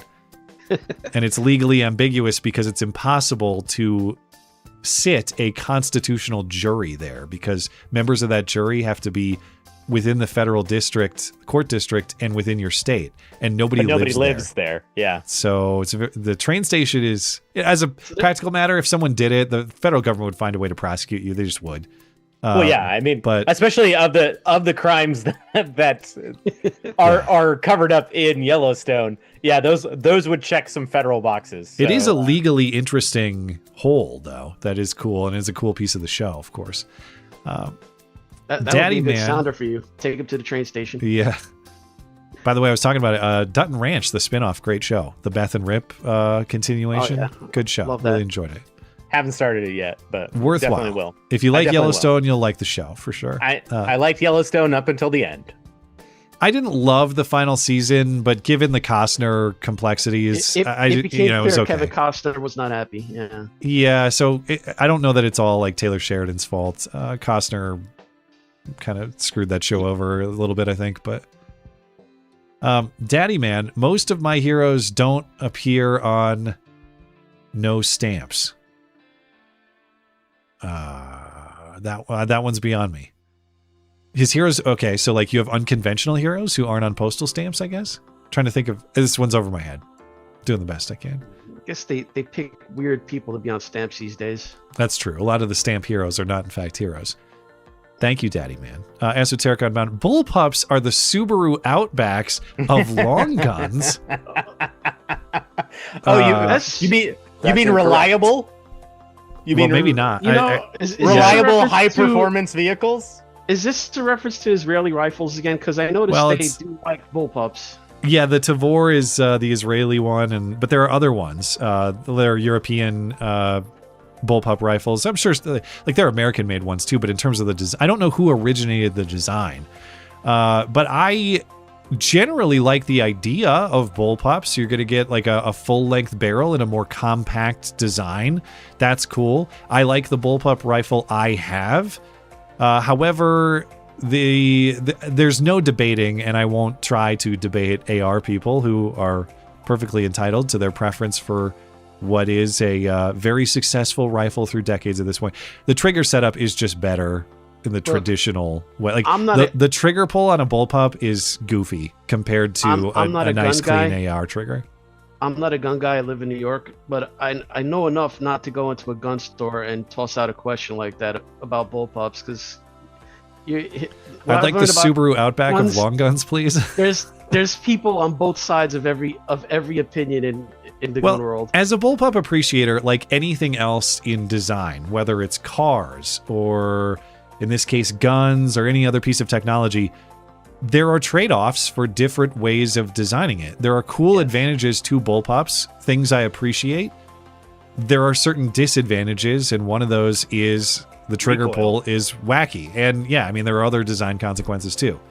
Yeah, recoil, you don't have the same mechanics for compensating for recoil. So the higher the caliber, or more, I guess, more violent the round. And I've never shot like a higher caliber bullpup configuration. I've only shot 5.56. And it shoots great, it's comfortable, but that's also not, I mean, that's supposed to be a pretty comfortable shooter. There's actually a 50 cal bullpup, which if you shoulder that thing, good luck, my friend. All right, I'm back in speed mode here because I got lightning round. Thank you, Esoterica. Fascinating concept. I won't have bullpups or Subarus defamed in this way, though. Kaiser says, back at Laramie for the night, my wife suggested going to the Old Crow bar for dinner, and I got triggered. I wouldn't eat at that British cigarette bar if it was the only thing that was open here. So if people remember, the Crow bar is where there was a transgender hoax hate within the last year. And so it's a famous Laramie spot for a hoax hate case that is actually being prosecuted. There's a tranny being prosecuted for some kind of assault, claiming self-defense, but if I recall correctly, going through the fact pattern, it's pretty clear that this tranny actually kind of chased these guys down and confronted them and pulled a gun on them, hence the assault charges. But if you see anything interesting at the Old Crow Bar, send me an email and enjoy your Wyoming time. Producer Tim, not sure what's happening with Tippy Stream. I've had trouble for a couple weeks sending messages, but now it seems like it's working. So for any person that would normally use it, should be available again. I meant to mention this with Long Dong John. Tippy Stream recently made me disconnect and reconnect PayPal also. So something has gone. It sounded like it wasn't just me. It was they changed something or updated something with their system that required that. So maybe there were technical problems related to that. Newbie, she said the N-word and Granny shot the guy in the gut. Shiloh de-escalated more efficiently. Which is who's the granny who shot in the gut? Anyway, Shiloh did de-escalate. Yeah, she walked away. She said bad words and walked away. That was de-escalation. And this creeper followed her to her car. He pursued. So yeah. Anyway.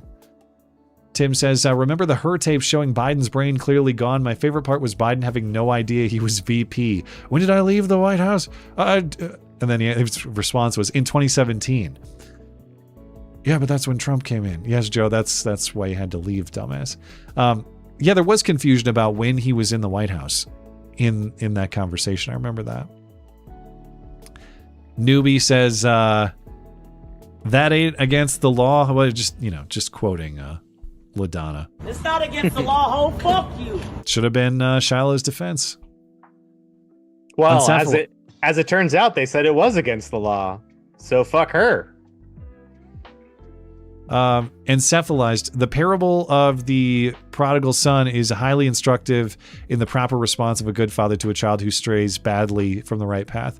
And Matt, not tolerance, forgiveness with repentance. That's a fair way of putting it. When I say tolerance, I don't mean to imply that I accept everything. It means that I accept them as my sons, and they will always be my sons no matter how far they stray. But I agree that it is not a good act of fatherhood to forgive anything they possibly do and not expect repentance or better a course correction, a better course of action, whatever. A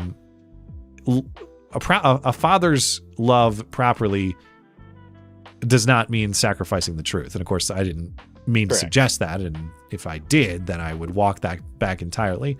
My job forever is to guide my sons on the path of the truth and to try to guide them where they stray. But that means maintaining that role with them, not casting them aside. It's one of the more counterintuitive parables because you essentially have the wastrel son is being celebrated by the father. So you have to really look deep into it to get the meaning out of it. That I suppose was the intent. Tim says, personally, I think disorderly conduct is a bullshit law that allows charges to be brought when someone hasn't actually committed another crime. Pretty much all disorderly conduct is covered by specific legislation, kind of like hate crimes. I guess you could make that argument. You could either specify every single piece of what is essentially jackassian obstructive behavior individually, or you could have a catch-all. To me, I don't think that it is unwise or outside the police powers of the state to prefer a catch-all. I think the only restraint on it is it needs to be conduct and not viewpoint or speech content, as it was with Shiloh. So I don't have a problem with disorderly conduct, the concept. I do when applied to speech, as it was in this case. Yeah. So I mean, it was like I was saying earlier, is like the state has to be the authority on what is and is not orderly conduct, because otherwise it's left up to the individuals to police that amongst themselves. And if it is overly specific, like everything is a very specific action, disorderly conduct is holding up 3 fingers but not 4, or we only have a law against holding up 3 fingers but 4, you're going to get away with it. At some point, you're going to need a book of law that is so thick that it's hard to even understand.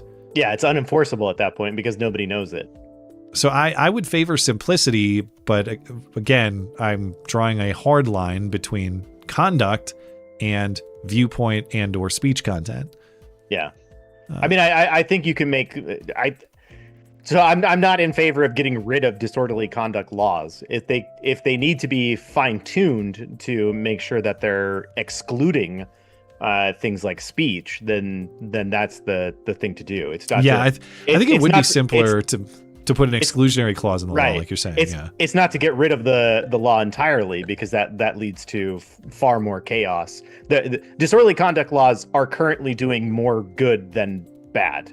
So just because they're negatively enforced in certain situations doesn't mean that, like, disorderly conduct is basically the same reason why your neighbor can't play obnoxiously loud music at 2 o'clock in the morning. For every Shiloh, there are probably 10,000 drunk jackasses trying to fight people on the sidewalk outside the bar. Yeah. In terms of its enforcement. Yeah. So I mean, if the net is catching 90% of what you want and 10% of what you don't want, you have to ask yourself, well, how do we feel about this 10%? Like, if tweaks need to be made to the net so that it's a better functioning net, then that's what you do. You don't get rid of the net entirely. I just think when most of these laws were written, people had more common sense that a jury wouldn't have probably convicted her on. Forget the jury convicted. I don't think this should have been charged. Yeah, that's true. I think they never foresaw where people would get so overly litigious. Taker, thank you, Tim. Have you guys seen what former InfoWars employee Owen Schroyer referenced with the white male comment earlier? What he looks like now. He went from looking fairly normal to whatever you call his look now. I have seen the new look, and I like Owen. Owen is a distant friend of mine. He's never been anything but nice and cool to me. So, but the look is a choice. But Owen is he's a guy who likes to live life in a fun way and just take risks, I guess. I don't know. It's definitely a different thing for him. I'm not taking shots at Owen, who's been nothing but a good guy to me, but I was admittedly kind of surprised when I saw it. Have you guys, it's like long golden hair and like a mustache and stuff. You seen that? I have not seen him recently, no. No. Well, I have not known that he made a recent change.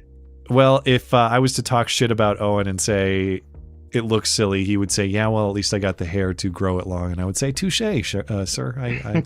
I can't even try to do that look. So you got me there. Well, what's interesting is as you were going through that material earlier, the names that came up for the representatives of the right were Lauren Southern and Owen Schroyer, and both of which have shifted their own personal viewpoints greatly since those those interactions that were being referenced. That's true. Both of them are Hall of Fame meme character provocateurs, even though I don't think they were intentionally provoking. Like Owen was trying to debate and Lauren Southern was just recording video. But they have that in common, yeah. I don't think she would identify herself as right wing if you asked her today. Yeah.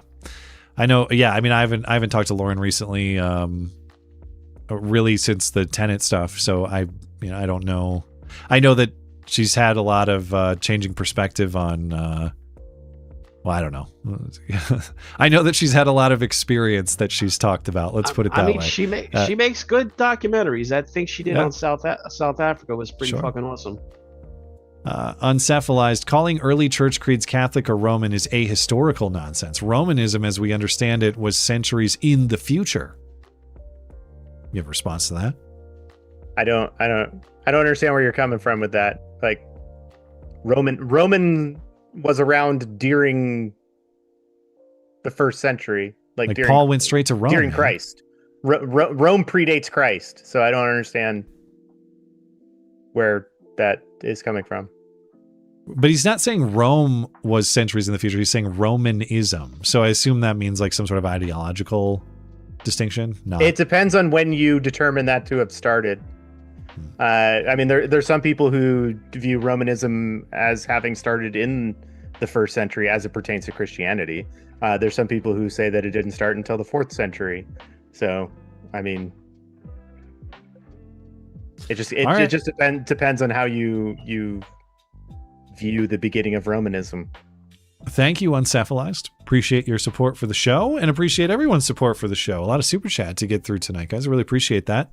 Thanks for keeping the duct tape production in operation. Either of you gentlemen have thoughts before we get to a 3-hour show in a couple minutes? No. You want to debate data centers? No? Okay. All right. I would love to. But nobody's wanted to have it out anytime that I've been on here. I would love to debate data centers. All right. Sure. We will forgo that for now. That sounds like the Subaru Outback of debates, quite honestly. Thanks for tuning in tonight, everybody. Thanks to our live chatters and super chatters for making the live show a success. If you're listening on demand later, thank you kindly as well for supporting the show. Thanks to our callers and emailers. Thanks to Skulldugger and Neo for joining. Find Neo's links, YouTube, Rumble, and X in the description. Thanks to producer Tim. Find everything show-related at mattchristiansenmedia.com or mattis.k. I'm back on Sunday. Have a great night. A great week. Good night. Good night. Let me ask you, he hasn't spelled right all day. Simona, mi comprende español. Get the fuck out of my store. Simona, never gonna stop or give up such a dirty mind. Always getting up for the touch of the manly kind. My, woo! Matrimony.